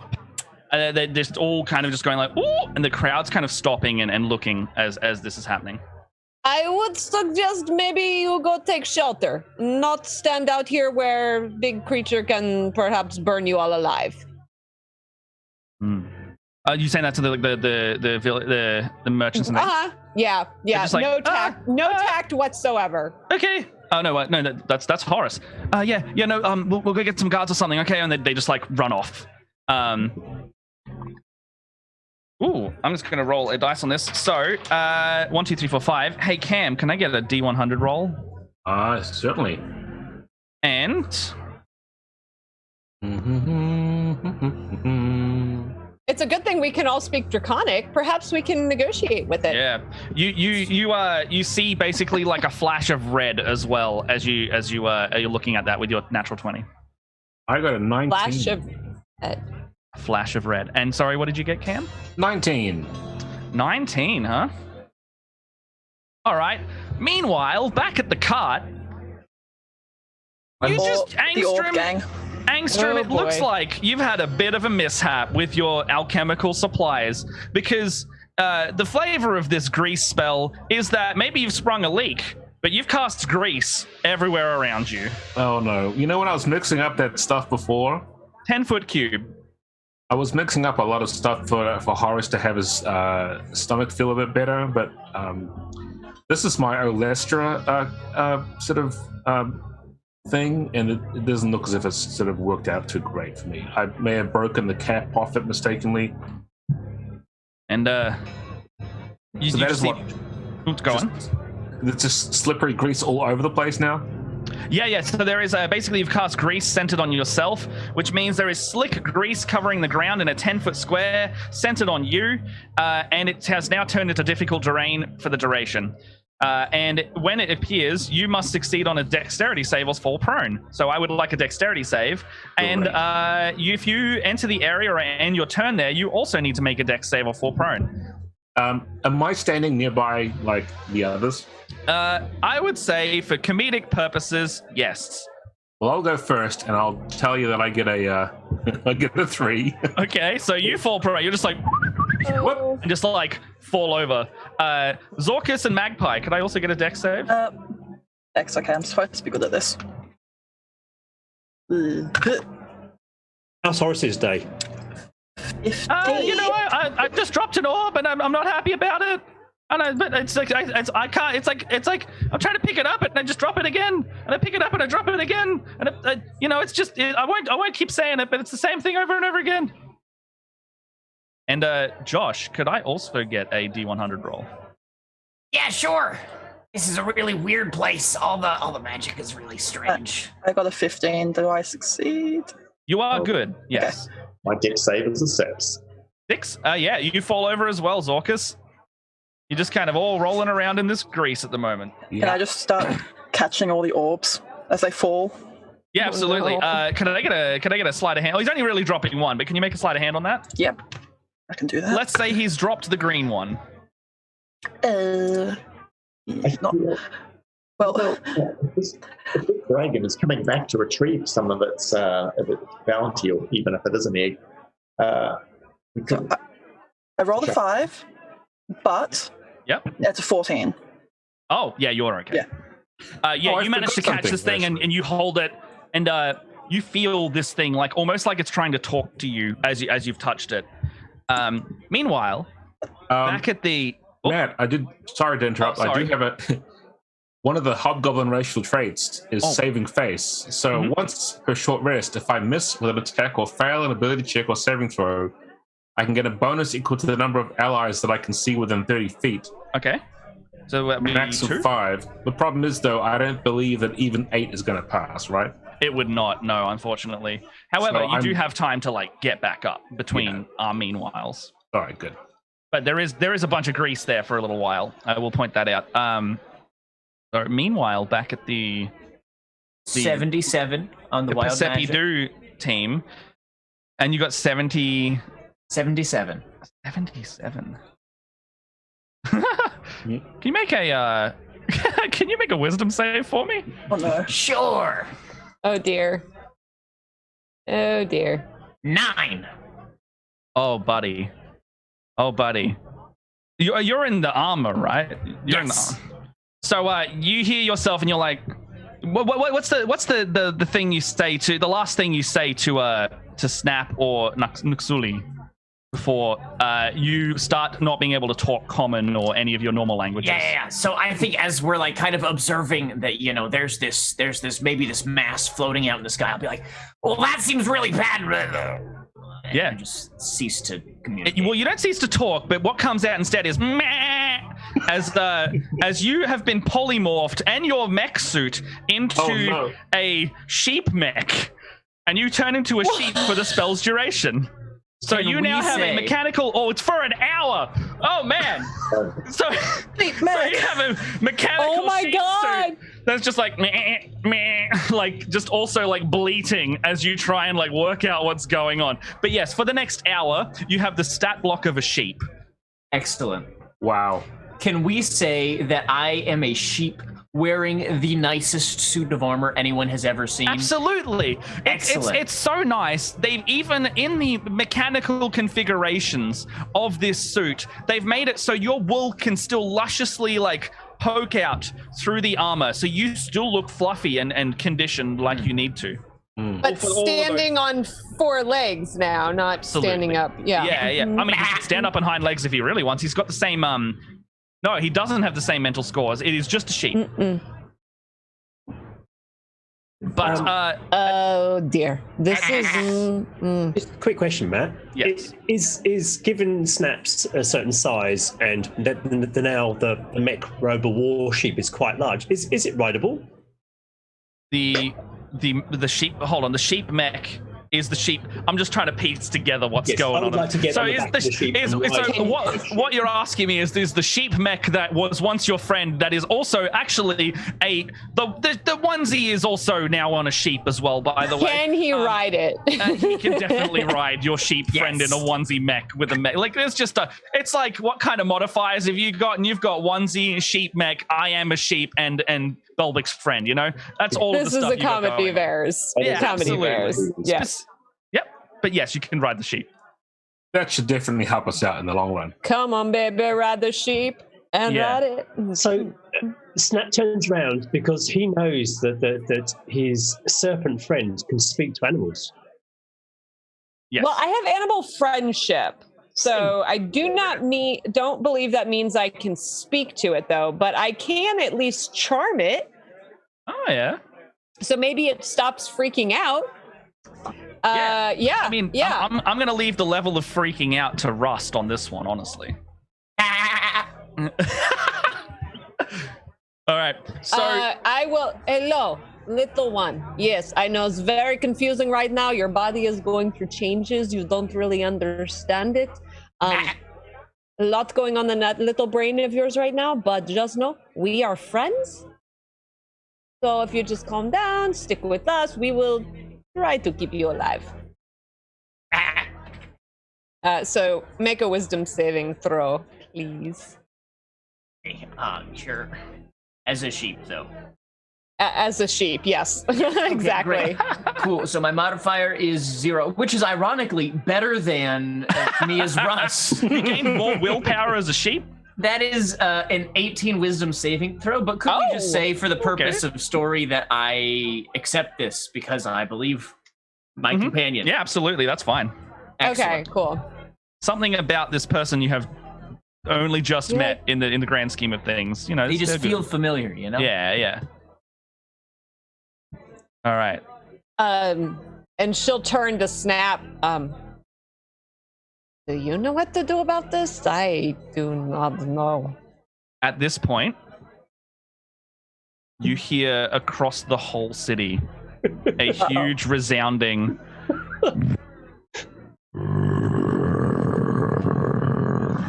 oh dear. Right. And the whole crowd just kind of stops and like looks around. Bad day.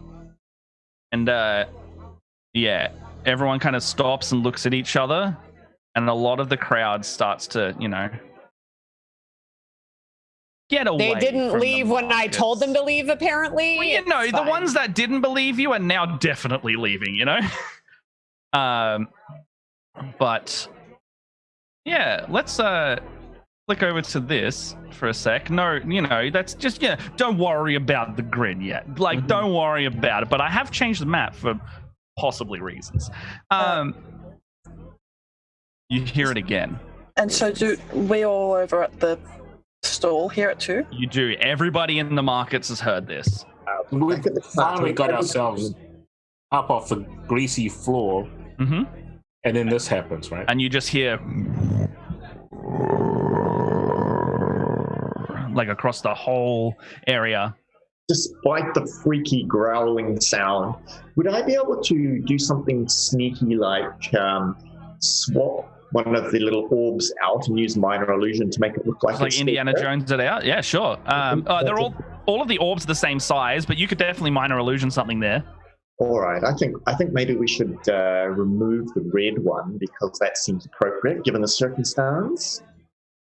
Yeah. And just sort of squirrel that away somewhere on my person and move away from the cart. Could you make? Oh, sorry. Oh no, you go first. I was gonna say, could you make a little bit of a sleight of hand check on that one? Horace is. I wouldn't say stealth is required. Horace is freaking out. He's like, oh, what was that? I don't know what's going on. I just want to go home now. I'm done with this. I've been here like 2 hours. Wait, well, given that he's not paying attention, I'm hoping that 18 is sufficient. Oh yeah, that's fine. You pretty much just go swap. You have the red orb. What would you like to do with it? I will stash it away on my person somewhere nice and discreet and move away from the rest. All right. You were saying that as I picked up caught the green orb, that I heard something? It was like you heard / felt more than anything, yeah. What did I perceive? You try and do you speak? What language do you speak? Common, Infernal, and Thieves' Cat. You don't hear anything other than just like in your head a whisper of like, and then just like it keeps just like repeating a similar pattern of words. Is Zorkus able to hear anything similar? You've got the red one, right? Indeed, yes. You're able to speak Draconic? No. I am actually. You are? I was keeping that quiet. Oh, okay. Well, it's out now. You hear, find me. Find me. Yeah. Oh, okay. You're so close. Yeah. So find me and you're so close. Right. Again, like when it whispers that, you hear like even larger this time. Oh, and this was a bad move having it on me. Yeah, absolutely, possibly. I don't know. Let's go with that. I go the opposite direction to the growl. So, Nuxuli, Rust, and Snap, what are you doing?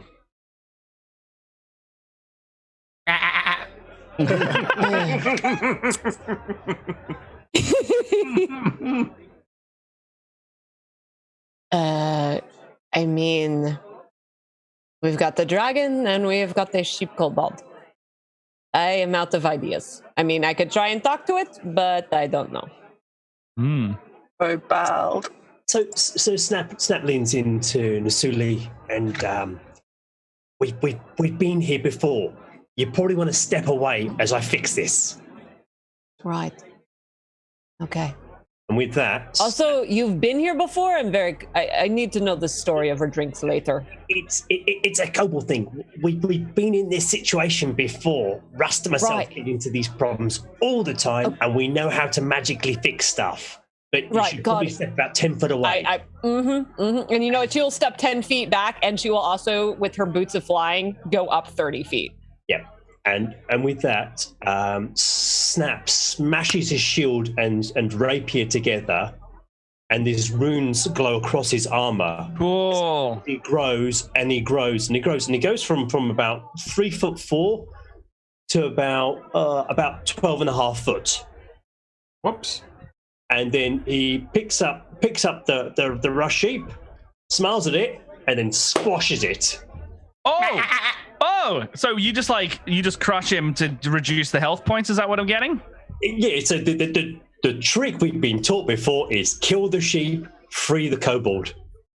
That's a great, it's a great life motto. Kill the sheep, release the kobold. So this has happened before? I'm wondering, exactly. How many times has this happened and why? Dangerous strategy. So lesser known kobold issue that we obviously have now been given some insight into. Yeah. Also, just like the flippant, just like how often does someone get polymorphed in kobold society? Right? Once a week. Is this like a game? Is this like a kid's game? You guys just like on the playground, you polymorph each other into sheep and the fireball jokes. Oh, fair enough. They play the game Bar Bar Flat Sheep. Ooh. So, are you also? You basically release the kobold back into his mechanical kobold man form, the mech, and Rust. You are able to comprehend reality once more very easily. Oh, not again. Wow. It was a sheep this time. Chris, I love your sheep? background, by the way. No way. That was really cool. I'll give him a high five. Oh man. You are very strange, and I thought that I was weird. This is interesting. Okay. So dragon, just to catch you up while you were sheep brain, you missed a lot. Giant dragon, red on it. Probably going to kill us all. So open to suggestions. That seems bad. I mean, bad. Yeah. So so a couple things happen at this moment in time. Are you three separated from the others still? Just to make sure before I start. So I mean, I don't think we moved, did we? Sorry. I would imagine so. I believe you had gone off down to the. You guys all went for a little walk to the edge of the city, and then these guys are still at the Horace's stall, right? Yes. Yeah, hopefully the idea, Matt, was to also grow in height and actually get visual on the rest of the party. Oh, this is so we can see, and it's kind of Snaps waving in his giant ripped. Oh yeah, the three of you see them all covered in grease and righting themselves and looking around, and now they're all looking squarely at you. Well, and I was up in the air, so I probably had, a good vantage of all of it too. Mm-hmm. So yeah, you three looking at the grease party. They basically, what happens next is you see the clouds kind of part from your right hand side, and you see the three of them who have basically righted themselves and stood away from the grease, because it's grease. You don't want to be stuck in the grease a lot. However, Belbic's kind of standing at the edge of all of this, and you see the clouds part and a jet of flame shoot that way, heading straight for Belbic. I'm just going to roll a little dex save. Just going to roll a little dex save for Belbic here. Hope that's onesies fire retardant. No, it's quite the opposite. So I've just got to point out I've got disadvantage on my next enemy thing. Mm-hmm. So I didn't even need it for that one. But Belbic's not an enemy, but I was going to give him advantage. He natural 20'd. So he just jumps straight out of the way. He completely just clears the whole thing. His clothes get a little burned up in the process, but he's sitting there and he's just like, and he just shoos off all the fire. The next thing you see is a scaly red creature just slam down onto this crate over on my map here. A huge category red dragon, but it's not alone. Oh, it looks to be fairly young.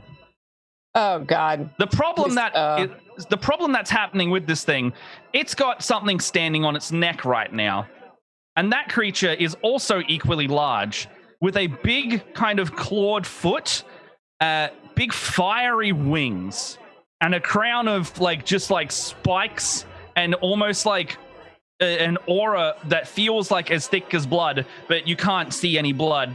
And there is just a huge demon just standing on the dragon's neck right now. Demon or devil? I can't remember what my deck of many things drew, so whatever I said for that. A devil for the flames. Okay, it's a devil then. That works. It's a powerful devil becomes your enemy. A devil is standing on this dragon right now, and it's just looking around at all of you going, this is a good place to be. Know him? Do we know that guy? Do devils speak Abyssal? What do they speak? Infernal. Infernal. Oh, they speak Infernal. Okay, never mind. So I can help with that. Understood that. Yeah, you can help with that. Abyssals are demons. I know. That's why I was like, is it a demon or a devil? Okay, it is a devil. Okay. Excuse me, Mr. Infernal, sir? They kind of just look down at you, and you see wafting in the wind. It looked to be kind of a cape, but it's not actually a cape. It is hundreds of overlaying pieces of scroll and fabric, all with red writing on each one, forming this kind of flowing garment they have on their back. What can I do for you? And she's saying all this in Infernal as well, so all you hear is. Mm-hmm. What? Why, dragon? You. What is happening? Well, I found this one floating in the air, and I thought, well, would be a good trophy, wouldn't it? And then I saw, well, the object of my ire just standing down there. You know, that, you wouldn't mind just standing aside. I'll be done very quickly. I just need that boy's soul. Pointing straight at Horace, and Horace is just like, what? What did he do exactly? Oh, what hasn't that little boy done? Look, that's a good point, to be fair. You stand in his way. He's, No, I... What do you mean you said it? You were hired to do this! You're literally hired! He can't understand me, I'm speaking Infernal. Oh, damn it! I did it again! Yeah. He's like, do you stand in his way? Is there anything I can offer you to not kill him, or? Not kill him, so he does have value to you. I'd be happy talking with you personally if you can arrange to cover his debts. You want how many souls? Just his isn't worth very much. No, but he is the one that I'm after. Let's talk about, well, how many of you are there? 1, 2, 3, and the little dwarf man as well. I'll take the dragon just as a trophy. Consider it a freebie. I mean, you can have the dwarf. Then I don't want it. I want something of value. Fair play. Consider it 4 souls then. If the dwarf's worth nothing, I want 4. What about, holds up the green orb? Oh, what is that? And do you let them pick it up? Yes. So they get like this big clawed hand, kind of like looking at it. They're like, curious. Where did you get this? This is not a common occurrence in nature. We have 9 more of them as well. You have 9 more. Give me 4, and I'll be on my way. Okay, that's a deal. Is there any kind of understanding of any sense what this negotiation's about, even though it's all an infernal? Yeah, you see, so to paint a picture, you are watching Magpie talk to this thing, and it's responding without killing anyone. And the dragon's still alive too.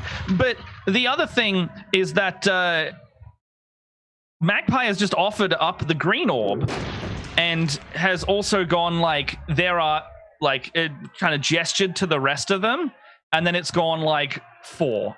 Like 4, please. Well, Zorkus can translate for the group. Well, those who are near to him. Oh, you can understand? Good. I was just wondering if if Abyssal's like, you know, in Infernal, if it's like Italian and Spanish, where like I can, like those phrases? Of us, like I can kind of understand. Look, for the purposes of everyone like also kind of coming together as a group, let's say like you can pick up random words. Yeah. Souls, orb, trade. And you also see radiant light now shining from the back, like onto this devil here as well. Like from through the clouds, almost the same parting of clouds that these 2 creatures just came from. Have they landed? Yeah, they're like standing. So see this crate here? I don't have a demon token that I could use because it was so unplanned, but I've got the dragon. I will just place that there. So the dragon's there and the demon's basically standing on top of it. This could be very stupid. Let's roll an impulse check. All right. Okay. Sorry. I would like to kind of like sneak around to the side to where the dragon's ear is to see if I can talk directly to the dragon without the devil seeing me. Awesome. You can definitely do that. Also, Moth, Magpie, you get advantage on your next roll for the good pun. Yes. I'm going to pick out 4 random orbs and just offer. So you're just offering an orb to it again, like a different what color orb now? What colors are there? Oh, you know, red, green, blue, black, white, gold, silver, bronze, brass, copper. Just random. Okay, colors. randomly named 10. You know, random colors. I'll offer, I love 3 people in the chat are just like I'll offer the white, the blue. Yep. And I know that Zorkus has the black. Oh, no, you have the red, and the black. So white, blue, black. Mm-hmm. So I don't know the magic grouping for that color scheme, but you offer up the chromatic ones. Yeah, you offer up 3 chromatic orbs, and it kind of looks at them as just like, I will do so many things with these. At that point, our $200 donation kind of radiates outward and it starts glowing, and vibrating your robe of useful items there, Magpie. I think I have a little something on me. Could you get that? Consider it part of your payment. As in, like, this patch on your... Is it causing you harm? Yes, it's such discomfort. Trivial matters. It pulls the patch off, kind of just tosses it aside. And out of the patch, I'm not kidding when I say this, there's just like this angelic being sprouting out of it. Like wings come forth out of radiant light and just go, out of it. And a huge, astral Asima just comes out of this thing and just looks at the devil and just goes, you aren't supposed to be around here. We had a deal, bro. What's going on, man? And then the devil just gets flustered, right? They're just like, I don't know what you're talking about. I'm not breaking any form of contract. You can actually see on my back here, this is our contract here. And look, I know you said I couldn't kill dragons, but what's one more dragon to the fold, you know? I just wanted to take the head of this thing, and while I was here, this little boy just annoyed the hell out of me, give the pun, sorry, and I was going to get payment. I was going to split it with you right down the middle. And while this is happening, Suli has come up to the dragon. She's whispering, the creature on your back means to kill you. And those orbs that he has, those are the souls of your family. They are other dragons. He means to kill all of them. Orbs, he can control dragons. They are not eggs. Well, he seems to think that he can control you. Perhaps you should show him otherwise. Help me. Oh, yes. What would you like? I will accept help from you, lesser beings, this once.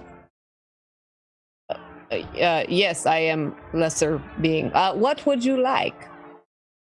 Drive him away, at the very least. That's good. Right. You mean get him off your back? Yes. Let them have their quarrel. Right. And she's going to look over at Magpie and kind of give her this sign of Oh, to the group? Because Magpie's the one talking to the devil, because, she can actually communicate with him. So I'm trying to because I know she can talk to him. I'm trying to communicate with her to get the devil off the dragon and everything will be okay. It's the classic thieves' cant communication style. Yes. Roguish characters. We've got thieves' cant, so we're doing that. What's everyone else doing at this moment? Is Zorkus able to hold this little gem and see if he can commune with the dragon or do anything with this? So the orb itself? I would like an Arcana check if you want to do that. You're looking deep into this orb? I would like to, indeed, yes. So my Arcana check is only 11. Only 11? Look, you're reaching into it. I'll give you another go, because that's very cool. I'll give you advantage on this roll. Excellent. I love it. Another crack at that, and it's worse. Hey, sometimes life gives you lemons, and you need to get an orb instead. You can take my advantage. bloody good rolling, not a bloody advantage roll. You could go again. Do another roll for that then. And So you get a 5. boom! Oh. 25, nat 20. Oh, there we go. Oh, your eyes suddenly just like open up to the secrets of the orb. Oh, love it. What do you say to the dragon right now? Like, you're almost connected with it. Oh my, okay. I think we need a rebellion.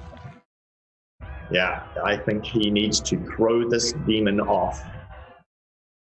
So, you want the dragon to try and throw the demon, the devil off. Yeah, or he could use the claws. The claws. All right. So you say throw the demon off? Indeed, I think so. That okay. was what Well, you can definitely think it to it because you definitely have like a mental link with this thing going on right now. You think throw the demon off, and you hear it roar out. It's like Rah! As its eyes turn red, and it starts struggling against this devil like manically almost. It's going to make a check, and it's going to be like an escape grapple, and the devil. I still have disadvantage on this roll. That's a natural 1.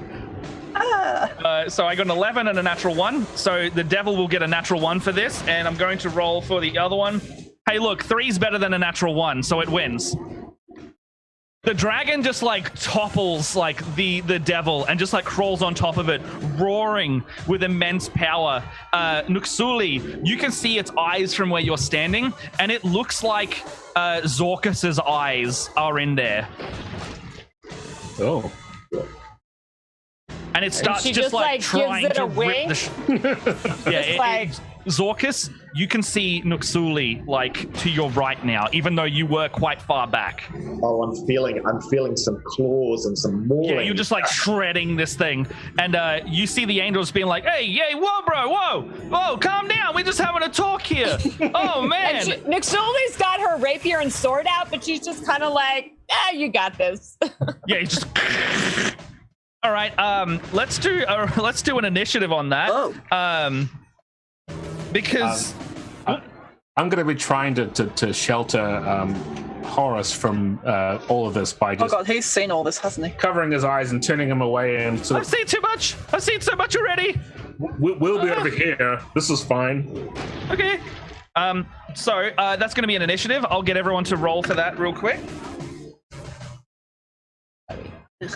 And Zorkus, can you load up a young red dragon stat block? Because that's you, buddy.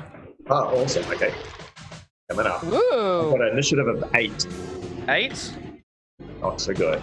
Initiative. What did you cast, Zorkus? Oh, I just used the orb to take control of the dragon. You know, just as your you do. average You know, just dragon orb. Yeah. Mm-hmm. Dragon orb. Initiative of 10. Magpie got 10. I got 21. 21 for 12. who, Oh. That's for Angstrom, I believe. Angstrom got 21. Nuxuli? 12. 12. Rust? 4. 4. And Snap? 7. 7. All right. First up, we have Angstrom. Yeah, so I'm trying to get Horace away from this mess. Yeah. I have this amazing thing called the Ring of Jumping, right? Mm-hmm. So I'm going to grab Horace, hold him in place. I know he's a strapping young teenage lad. I'm not all that strong. I've got about 12. But I will leap with him. Whether he stays on me or not at the end, I don't really know if he's going to fall off. Who knows? Yep. I'm going to try and leap if we're looking at this map. Clear over some of these boxes to like another place as far over to the left as possible away from the dragon. Oh, right. So hopping over to the left, so grabbing Horace, and then just like 30 feet to the left? Yeah. I can, like, it's like 3 times my jump distance, which I guess would be 30. That's fine. Yeah. There's 2 Horaces for some reason, but you'll be roughly there. All right. How's that? Anything else? Once I jump and land there, I'm just going to get the warning star out in case anything comes up to me, but I'm fairly certain I'm not going to be attacked by anything. Okay, cool. This is a very clever plan of mine. All right. So, if that's your turn, then it is Nuxuli. Yep. Okay, so the dragon is on our side, so we are trying to kill the devil, but Yes. it is currently under the dragon. You are correct. I'm just finding a token for it as well, real quick. But consider it where the dragon is in terms of mechanical grid. Right. So I'm just like, I don't really know what I can do, considering I don't need to go under a dragon. So I will, because from where I am, can I see where the devil is under the dragon? Like, I really don't want to climb under the dragon. Oh no, it's all right. You basically, it's not like covering. It won't get cover or anything. So you can just see the dragon just kind of like mauling this devil okay, at so the he's moment. not on top of it. No, yeah, okay. it's like positioned over, but not like covering it. So you wouldn't hit the dragon if you were to attack. Okay, but I assume I am at least 30 feet away from it, right? 1, 2, 3, 4, 5. Yeah, you're exactly 30 feet, actually. So you're this little blue token here. Right. Okay, I am going to... Yes, I'm the blue token. Yeah, I am going to move forward, shouting at the dragon. I'm not sure if it's Zorkus or the dragon, but in common and draconic. I am here to help. Please don't swipe at me. And I'm going to go in and try and swipe at the devil with my rapier. Go for it. And that is going to be 23 to hit. 23, that will definitely hit. Okay, so that is going to be 23 points of damage. 23 points of what kind of damage? That would be piercing, I believe. That's a rapier, right? That's piercing. Yeah, piercing. Non-magical piercing, is that? Oh, yes, because I do not have a +1, so that would not be anything magical. Yes. Right. That is going to... So what was it? You said 13, sorry? 23 or 26 is what I said. Yeah. So my bad. And that was with... They'll go down to 13. But is that including any sneak attack damage that you would have had? Yes, because I am a swashbuckler. That did include sneak attack. You'd trigger it anyway because you got an ally within 5 feet. Oh, that's right. I do. Yeah. Okay, so then I am going... Okay, so I used my full action to get there. Normally I would bonus action attack, but I am going to use my bonus action to... dash up flying. Okay. So dash up flying? Yeah, so like moving back, say, like back and up 15 feet. I don't know how you want. Roughly here then? Yeah, definitely out of melee range from the devil, but awesome. Yeah. So. All right. So, anything else? If not, then we are moving on to Magpie. Okay, question for Matt. Yes. Below the cobblestones here, would there be anything, or would it just go straight to the... You know that there would be like... it's quite a large undercity under here, so there would be like... It wouldn't just be sky, if that's what you're asking. You'd go down to like the lower mechanics and the inner workings of the city. Okay. So I can't just make a window and push them out. Mm-hmm. That's annoying. Do I know what the special patch on my robe with a K on it is? You've never used it before, but when someone gave that to you, they basically went, "Look, this is a old friend of mine. They are reliable." Okay. Using my thieves trait of fast hands, I'm going to, as a bonus action, pull off the K patch and throw it. You put the K patch down and you just throw it straight in front of you. Oh man, I should have planned for this one. Okay, so straight in front of you, the patch grows and grows and grows, and in front of you there stands like a troll with a big blue, like he's got blue skin and a big like light gray belly. And he's covered in like fungi. and he's got a big club, and he turns around and looks at Magpie and goes, "Oh, hello. You are not my old friend. Who are you? Are you my new friend?" Yes, I am. I am your new friend. Your old cool. friend. Your old friend gave me this. Oh, can you tell them Klungo misses them? I will tell them that Klungo misses them. Okay, cool. What we hit? You see, big red evil devil? Yeah, the dragon. Not dragon. Oh, is dragon friend? Dragon is friend. Oh. Okay, so you want dragon dead or the other one dead? The thing, the red thing with the big horns and the cape made out of the paper. Oh, so you want good printing paper for your business? I get it. Yes. And they start walking up and try to just bash at the devil. And 2 disadvantage rolls will be given to the enemy soon. Ha ha. And I think that's my action. All right. That's my so action. Yes, you have summoned the fungi troll Klungo, and he has joined. And I'll let him act on your turn. So grab a troll stat block, and that'll be your. Okay. You can do whatever with that. And I still get my action. No, don't I? Yes. Is that only this red dragon, young red dragon here? That is a young red dragon. Sorry, I just got that donation wrong. That's actually 2 disadvantage rolls to quote unquote help Chris. Okay, we're dead. So then. Chris and AKA Snap will have the disadvantage. Okay. Wow. Send with see. love from Yes. Texas. Yeah. Help. Yep. Yeah, help. Mhm.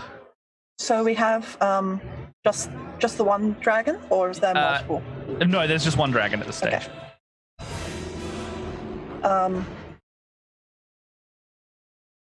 I'll go help Noxuli with Okay. with stabbing. All right. So yeah, I'll get you up there. And what would you like to do? Oh wait, I can't. Oh no, I don't have a magic weapon. Well, have you got anything else that could possibly help you in this situation? Should have taken a +1 weapon. Yeah, but I've already used my bonus action. Would you like to retcon your going into combat then? Yes, Okay. and instead I will pick up the gold orb and Oh, bloody gold orb. yeah, I'll see if I can. Bloody little bit of a gold orb we're doing here. I'll see if I can. All right, give me an Arcana check. Oh god. Let's go. Or you'll get it tonight, dude. Get a bit of an Arcana check. Do it. Natural 19. Ooh, bloody hell, a little bit of an Arcana check could go on a 19. No plus to that, so it's a 19. 19. Or you feel a whisper coming back to you, but you understand it this time, and you peer through the eyes of something flying through the sky, but you don't know where you are for a sec. But you can blink back and see where you are, but you're pretty sure you just looked through a dragon's eyes then. Hello. What? There is a red dragon here causing chaos. Where? It's the red Skyhold. sky. Is that abomination in the sky? Aye. And who are you? I am Magpie. I am a friend. Friends don't use the orbs, but I'll be there. I won't use the orb, but I wanted to see what was on the other side. I won't control you, but if you would help, please. I will help, and then I will take that from you after. And you can take. We have the others here too. You can take them What too. others? The silver, the bronze, the. What? You want them? You can have them. Yes. Hey, one question. Aye. Where is Erebus? I can also give you that information. I'll be there soon. And you flick back, and you're just like, okay. Like you just flick back the hammer. Oh, We're not gosh, gonna get no way paid that this isn't here. All right. So, I'm just gonna step back. Zorkus. Indeed, I wish to continue to communicate with the Red Dragon and encourage him, instruct him, to do 2 of his melee floor attacks, followed by his bite attack. We won't use the breath at the moment. All right, go for it. So I will roll this attack, which is 17 and 10, 27. So we hit him with his first attack. Yeah, that absolutely hits. Yep, and he does. So right there with me.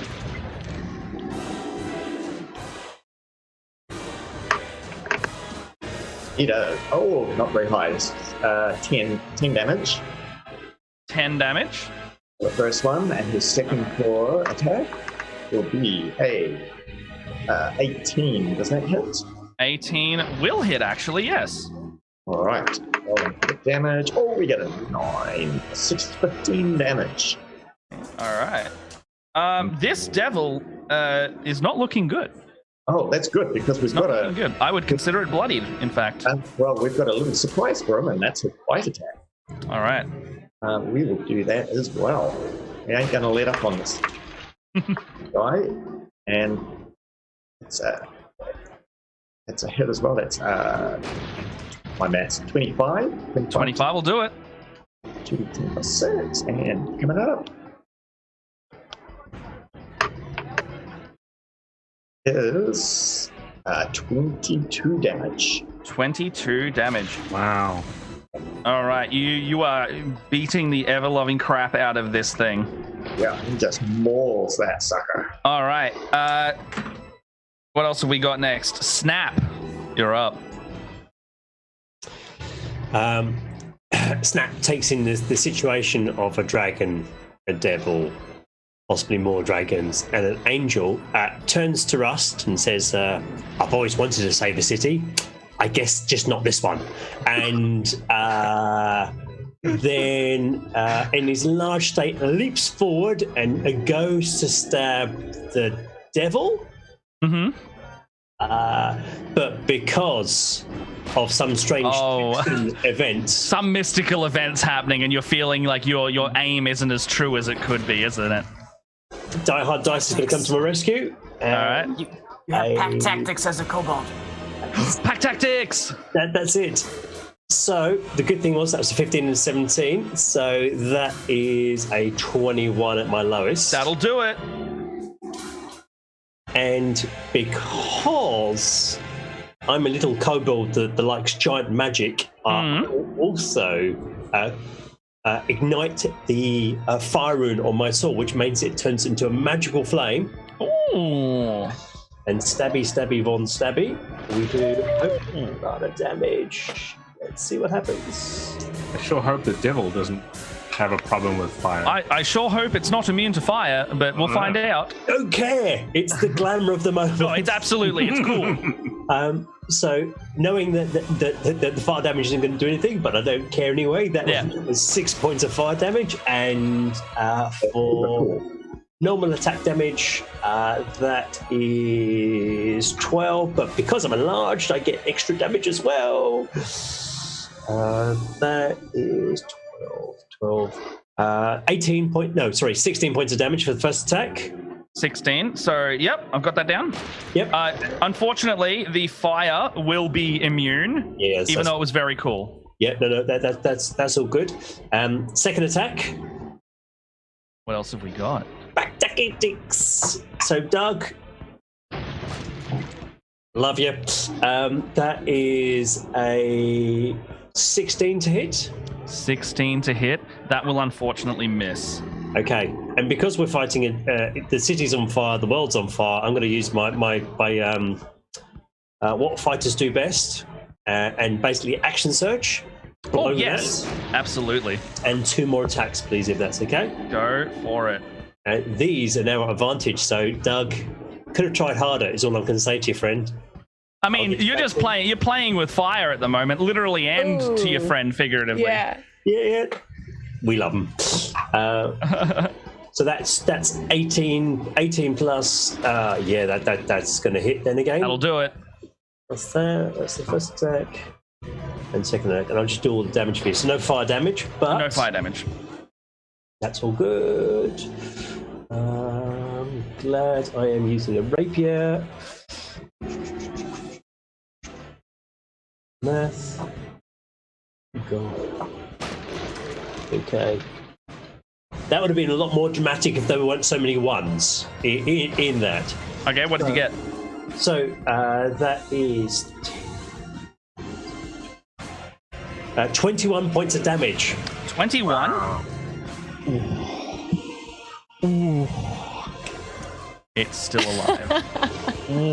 But let's just pretend the fire damage did that extra 14 points of damage as well. Well, I'd love to, but Russ, do you want to take us home with that? Yeah, okay, so I've got, hanging on the back of my armor, I've got my bag with these wooden carvings. So I'm gonna pull one out, like reaching out of the helmet, and I'm going to look at it before I place it in the... Which one do you pull out, by the way? There's like a number of different ones. You just pull out a random one that's not your one? Yeah, just a random one. I don't particularly care which one it is. Cool. So I'll just reach in and grab, and you can tell me which one it is. Yeah, you look at this carving, and something rings a bit familiar in your mind. You're like, what, where have I... And you're like, and you look over at Belbic, and he looks exactly the same as he does in this carving right now. He's all burned up. And he's got a happy face on him. But that's the carving you're looking at. Cool, all right. I'm gonna put it in the arm of my armor, and I'm going to pull a string, and it's gonna lock it back into place before I push a button, and it's going to cast catapult as I launch this little wooden figurine at the devil. All right. So I will need a dexterity saving throw. A dexterity save. All right. From the devil. That is a... Oh, God, it's a 6 before modifier. That's a 6? No, hold on, 9. It's a 9. Okay, then it will take 10 points of bludgeoning damage from this small wooden figurine that strikes it. All right. Roleplay it for me. Okay, I love artificers. So, I'm using the arm on this armor as a catapult. So I've pulled it back, I push the button, and it launches. And there's this, like, moment where you just hear, like, this faint, like, whistle, this... as it's just flying through the air. And everyone's like, what's going on? Before it just, like, strikes, like, the side of the devil's head. It's like... Yeah, just, like, in one, out the other. It's just, like... And it just falls limp. And Zorkus, you feel like the need to just kind of like do that last as like you just crunch down on it and make sure, the double tap. This thing burns up and the crate kind of falls out from under both of you and it is no more. The angelic Asama is just standing there just like, whoa, I was gonna help. Well, I was next up in line for the initiative, but I guess you guys got this. Well, I've been Cass. My name's Cass. That's my. Well, hello. You guys are pretty cool, huh? That's like. Yes, I was gonna come and do some like divine savior kind of magic on you guys, but You still could. I mean, yes. What are you I feeling? assume there are more of them that could be coming too. So it's not that it's like, is there more devils coming? Or is this like the last guy? Oh no, maybe more dragons, and they can be very persnickety at times. So you never know. Also, the whole city could fall out of the sky at any moment. I can defend it from another dragon attack, but otherwise, I'm cool just to hang out. You guys seem cool. You want to get some like tonkotsu or something soon? I would very much like alcohol, so yes. Oh, that'd be great. Hey, I was in that cloth for like, I don't know, hundreds of thousands of years at this point. Do you know what's in the other bath? Do you need a bath? I would love a sunlight bath. That would be great. Excuse me, Mr. Angelic Figure. Yes, Cass.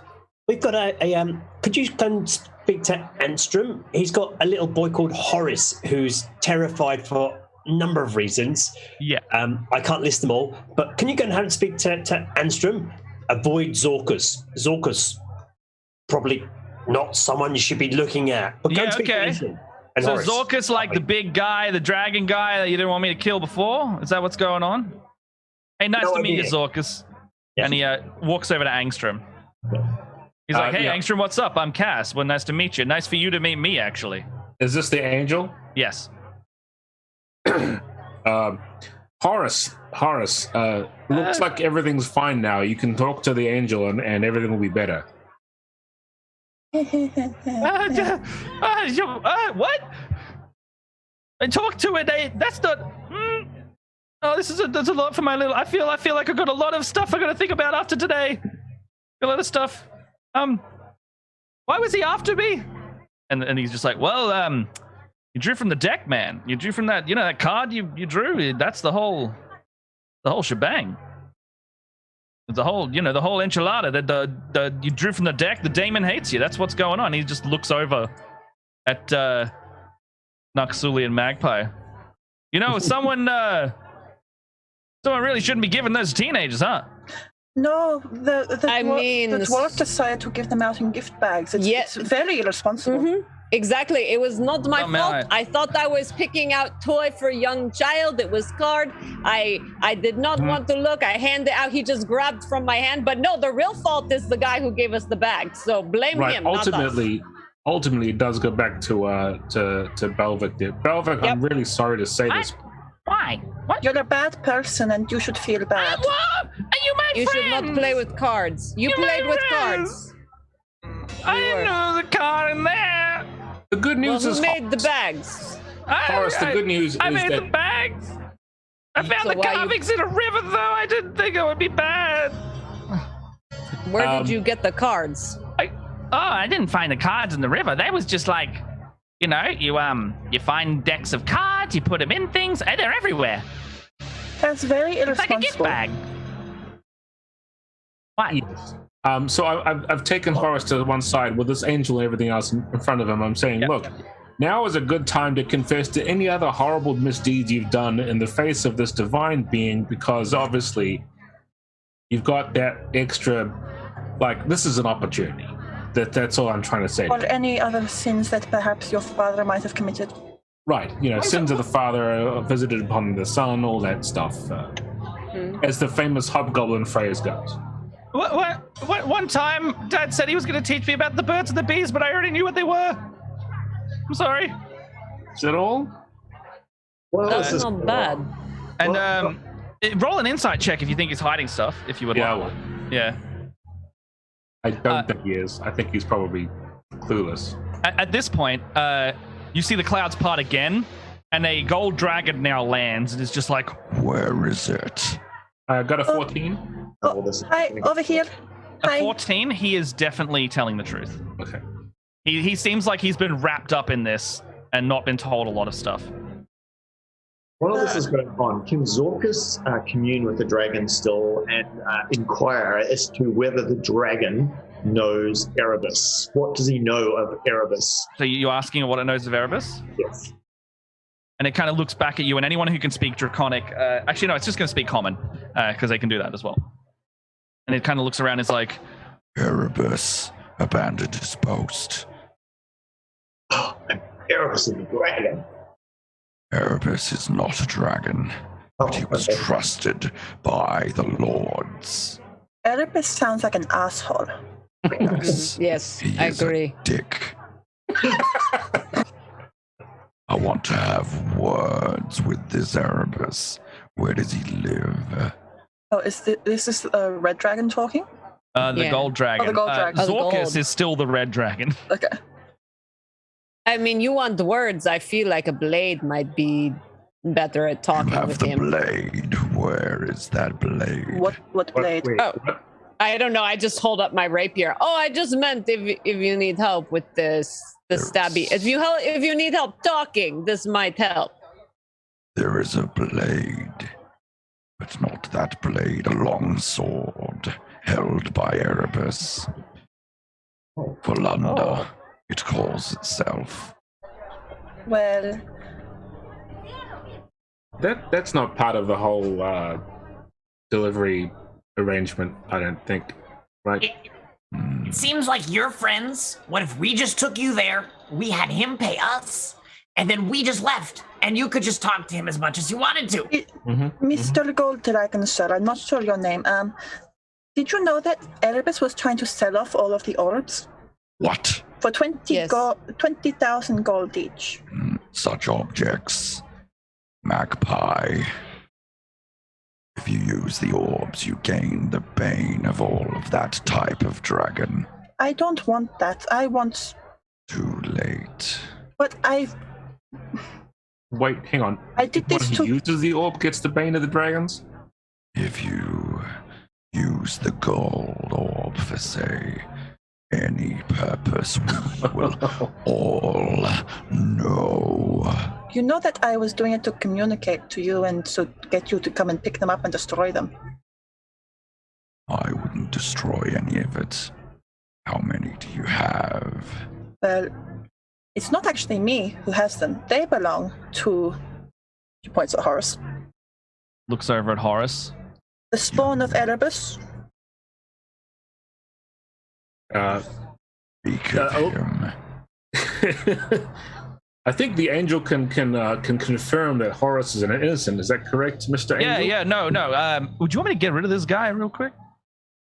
Who, Horus? No, the dragon. You know, I think that would probably make things worse. Oh no, it's just like a whole smite thing. You point my staff and he you see it like charging real quick. He's like, No. I think all you need to tell it, can you just be an advocate, perhaps, for the validity of his innocence? No, I can see his soul. No, he's fine. He's just like a whole little... Yes, we do not want to control the dragon. We just want to, give the orbs back to him. He let us go away, leave the village. All is good. I will take the orb of gold, please. Now would be an opportune time to let the red dragon be released of its control. Yeah, the other one's just like, Argh! Looks over. Oh no, we lost Moth. I'm still here, just having camera issues. That's fair. That's all right. As long as you can still hear. So it basically looks at you, and it is just like. That was uncomfortable. The red one's looking at Zorkus now. What was it about bane of all red dragons? It starts kind of like crawling over to him, just going like... Don't come any closer. You didn't die, though. No, if he's going to come closer, I will take control again. I'm not gonna let him kill me. Kind of like backs up at the thought of that, and it's just like... I'll be okay. And sits there with a really disgruntled look on its face at the thought of that. You get the feeling it really didn't like sharing a body. Hello. What? So how are we going to resolve this?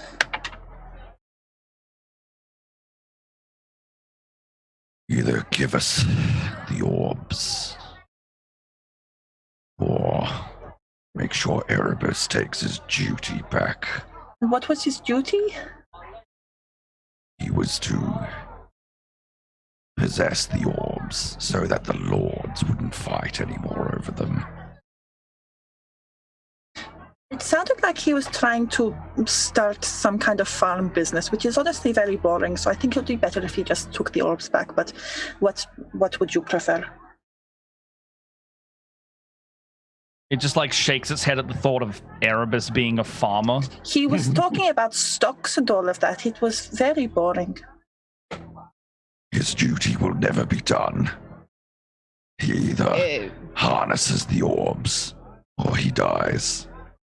I feel like that's why he was trying to sell them. I don't think he wants his duty anymore.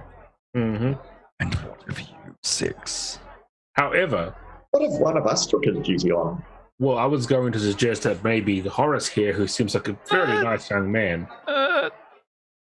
Could we just destroy the orbs? I mean, she says this very quietly now. She's like, can we just crush them? Can we just destroy them?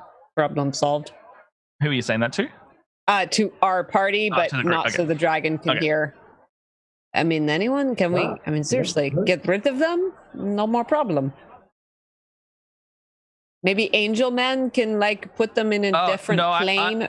I don't want to mess with those dragon orbs. The orbs of dragon kind. That's not my domain. Yes, can you just like make them go poof, like send them to another plane? I mean, I can scatter them like Dragon Balls or something if you really want. Like send them to different parts of the globe, put one in a different plane. You know, get them all together. Some in the Dragon Council or something. I can do that. That'll work really well. I'm certain that's the outcome we want. Okay, 1, 2, skittle-be-doo, and he just like waves like a big staff starting around it, and he's like, "Last chance." That's are you sure about that? Is this actually what you want?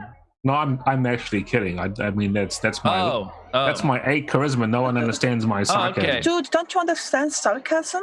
Oh no, I'm a celestial being. I thought I thought he was being totally serious. No, I am being very serious. I mean, I feel like we either I can break it, I can throw it on the ground, or he can make it go poof. I mean, you can't break him super easy. So you either looks like you guys either got to take up the mantle of this thing, or we just scatter them, let the dragons find them themselves. Yes, I do not want the dragons just look at him, and he's like, "You stay put, or I'll blast you." I think Zorkus has one of them though. Right? Looking over at Zorkus. I'm not feeling too intimidated by the red dragon. He doesn't really want to be part of me. And I'm not feeling overly inclined to let it go just to be randomly put somewhere for someone else to find. Hey, that kind of power looks like it's already corrupting, so keep it if you want, man. I'm kind of liking the power to control the red dragon. Yeah, well, hey, you can keep it if you like. No skin on my back. I'm just going to go back to Elysium, and I'm good. It sounds like a great idea. Gonna like pop the visor back and like turn to Snap and be like, "Hey, you want to take these home? I'll bet, like, we could probably take care of them there because we're like cousins with the dragons. Like, it'd just be like, like a family heirloom. But, like, we're family with the dragons, and, like, we can't control them because that's like family." Oh, man, he really knows nothing about dragon culture, huh? At this point, Snap hands up some popcorn to Rust. He's been chewing on while listening to this soap opera that's been happening. That's what he says. We'll take them home. You gonna take them all? Yeah, we'll take them all home, and we'll. Oh yeah, sure. No, okay, I'll give you all of them except the red one. He seems pretty attached to that one, and no, that's all right. So could you get all these ones, and Belbic, hold this little one for me, and you take the rest, okay? Belbic's like, okay, and he's like holding the black one. Wait a minute. No, the black one comes with us. But it's so nice and shiny. Look, it's and then you like something's like pinging familiarity right now. Yeah, just a little bit. How close are we to the edge of the city? Like the behind your cart, behind your stall. Like 40 feet. I got to remind you, if you're going to try and push Belbic off, there is a magical barrier that stops people falling off the edge. But what if I put a window through the platform? Oh, with your robe? I mean, there's only one way to find out. He's like, this is really cool. I'm going to rip the window off and place it down on where we landed when we first came. Mm-hmm. Which I assume is like quite thin. Yep. Give me the orb. Okay. And he just hands it back to you.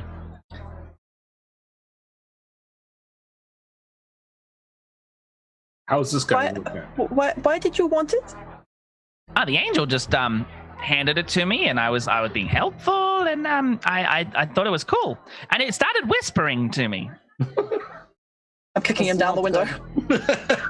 What? Yep. All right, make a I don't know what kind of check. Belby can make a dex save, I guess. I'm making a pushing him, I guess. So. Yeah, athletics. Oh, actually, that's what it'd be. Athletics versus their athletics. 13 flat. What about acrobatics? Yeah, no, you could do that. Yeah. Yay.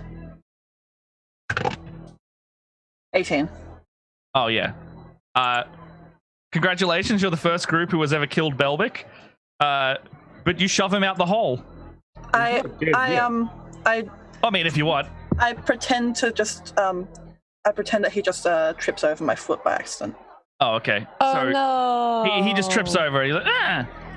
And he's like looking down the hole. He's like, like just kind of staring into what could have been, you know?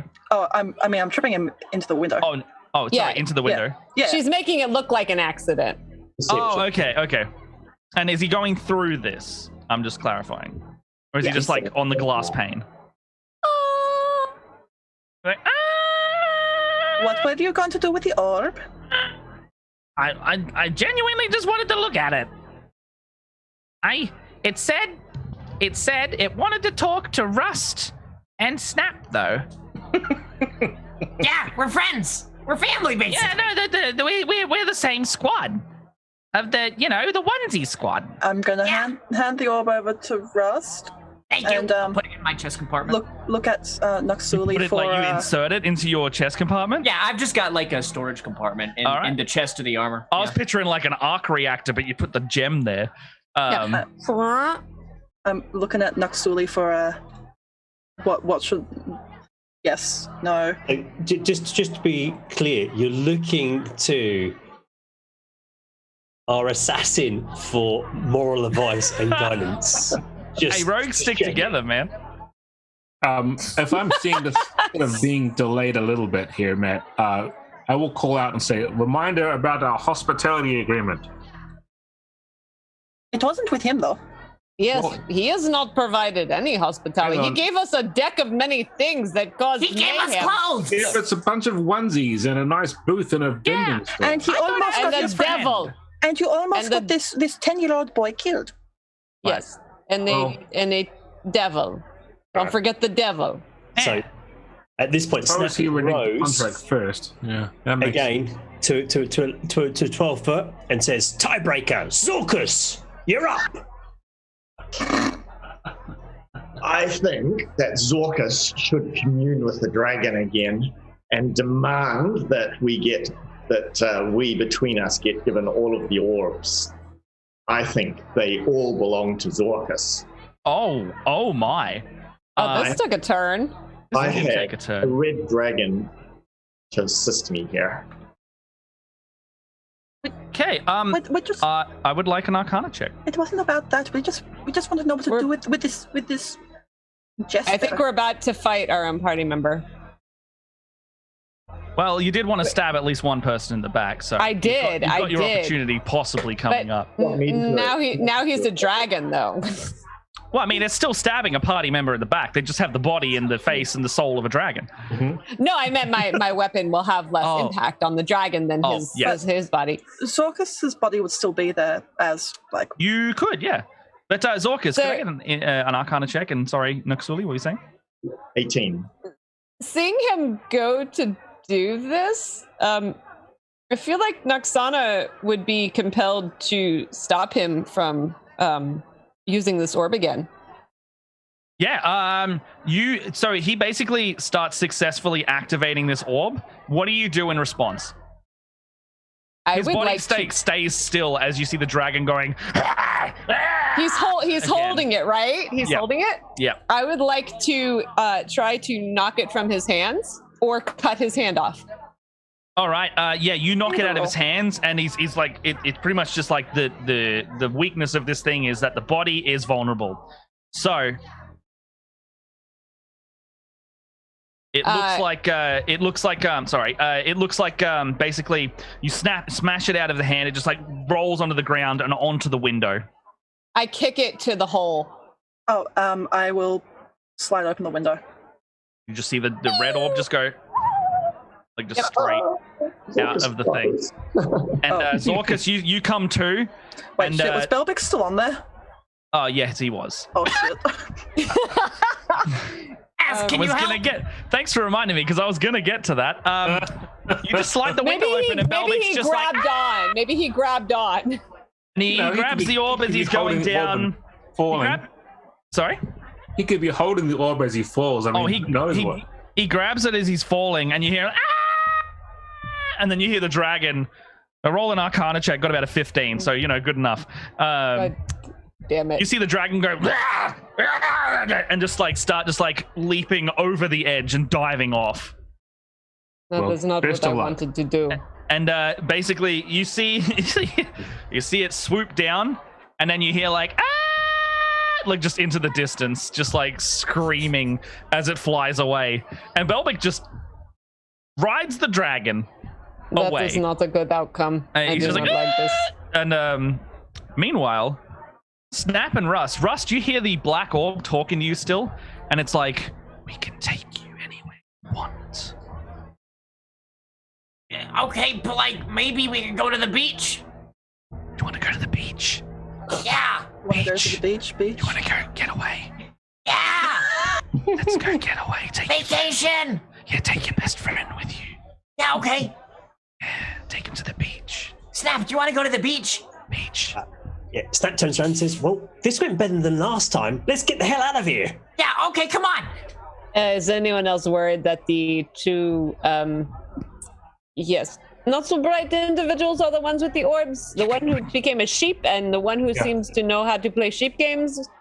They're the closest there is to dragons anyway, so, you know. Okay, well, Sorry. as long as they don't attack us, I'm fine.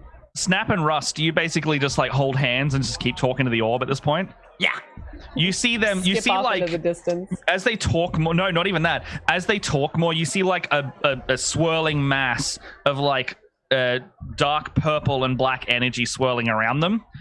And it goes, we're going to the beach. We're gonna get away. As it like drags you both down very slowly, and they just disappear. Sure, that's Bye, fine. friends.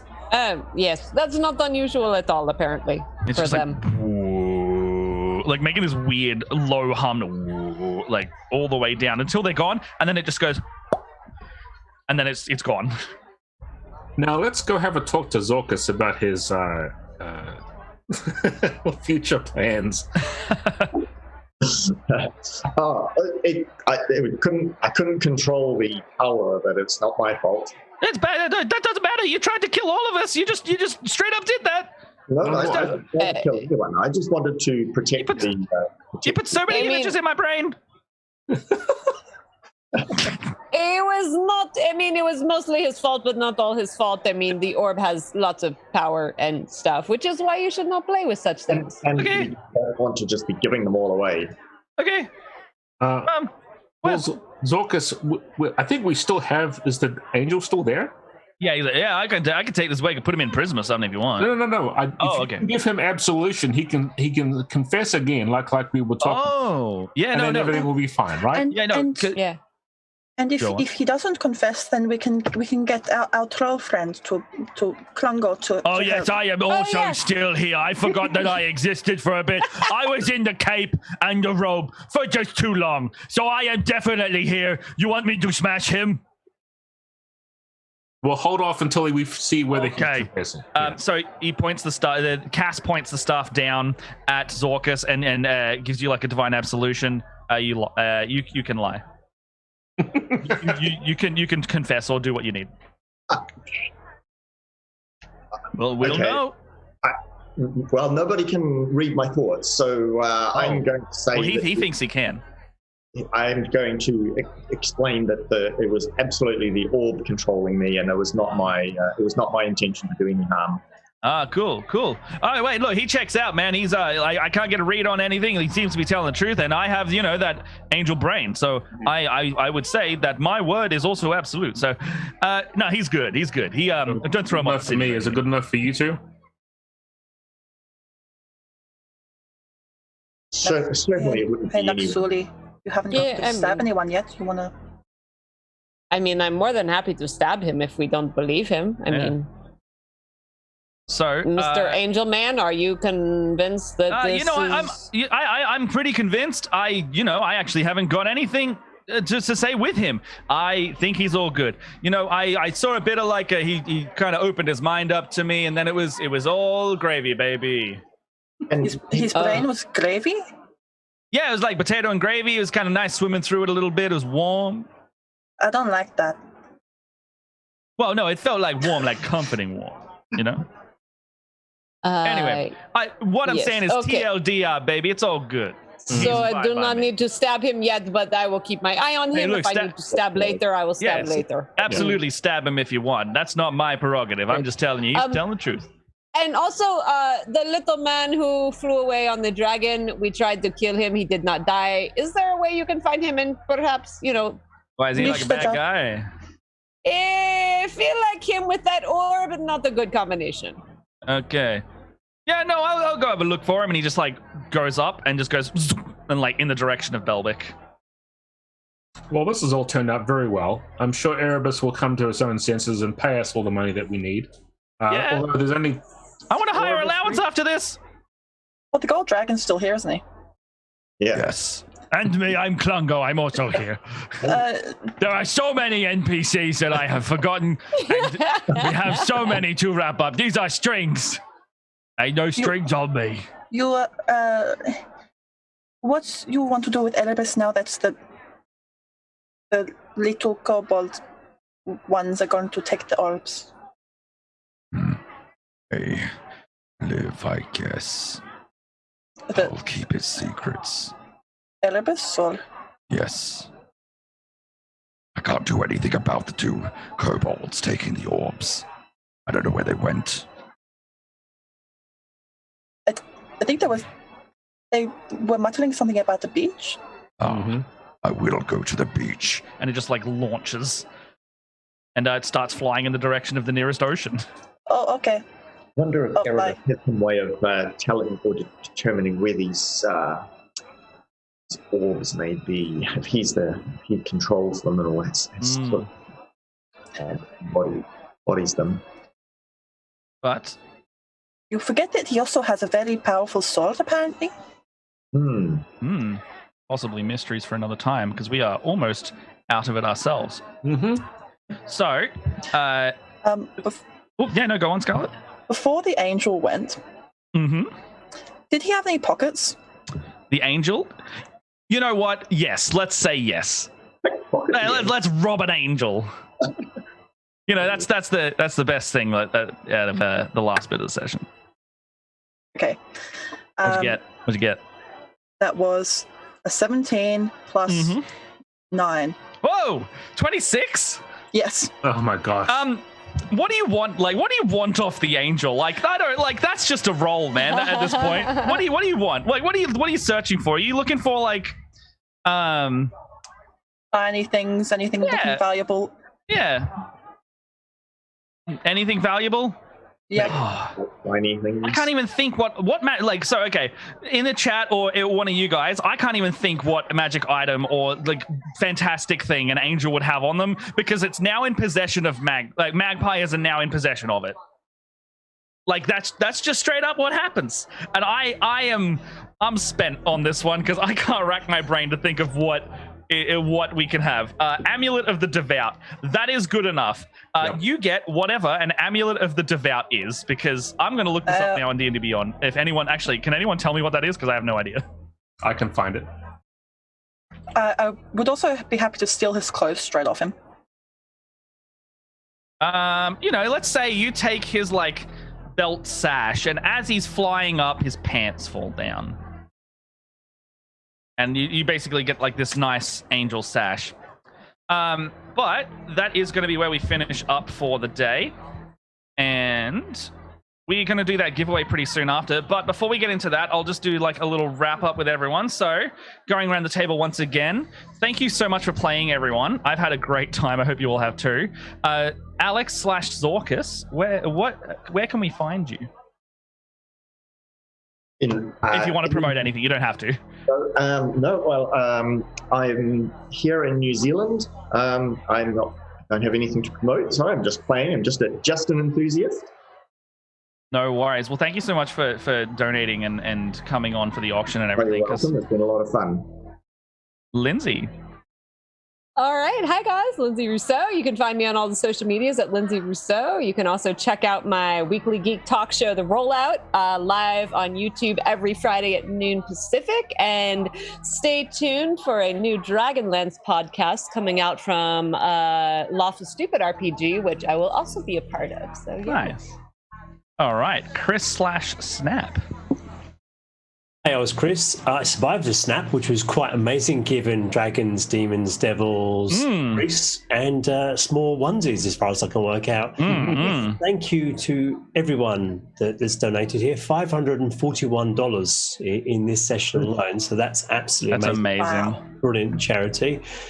For the folks hosting this, we have an invisible voice that has been guiding us through this mayhem. So thank you to everyone at Ardent for doing this. And Matt, thank you so much for trying to work out what we were going to do wrong next, because I think we basically broke most of D&D. So. Yeah, that campaign got very derailed. I'll let you know that much.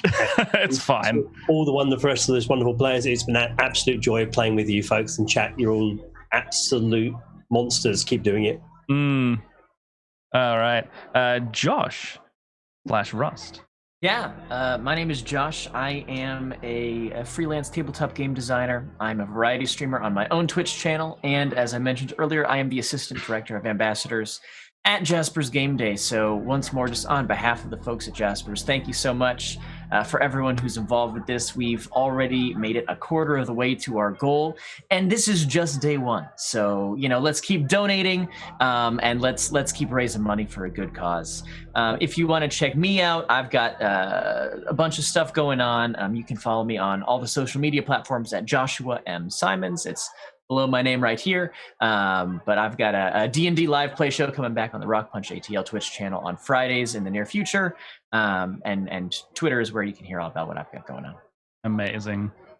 Cam/Angstrom. Yes, thank you so much for inviting me on here. I had a great time.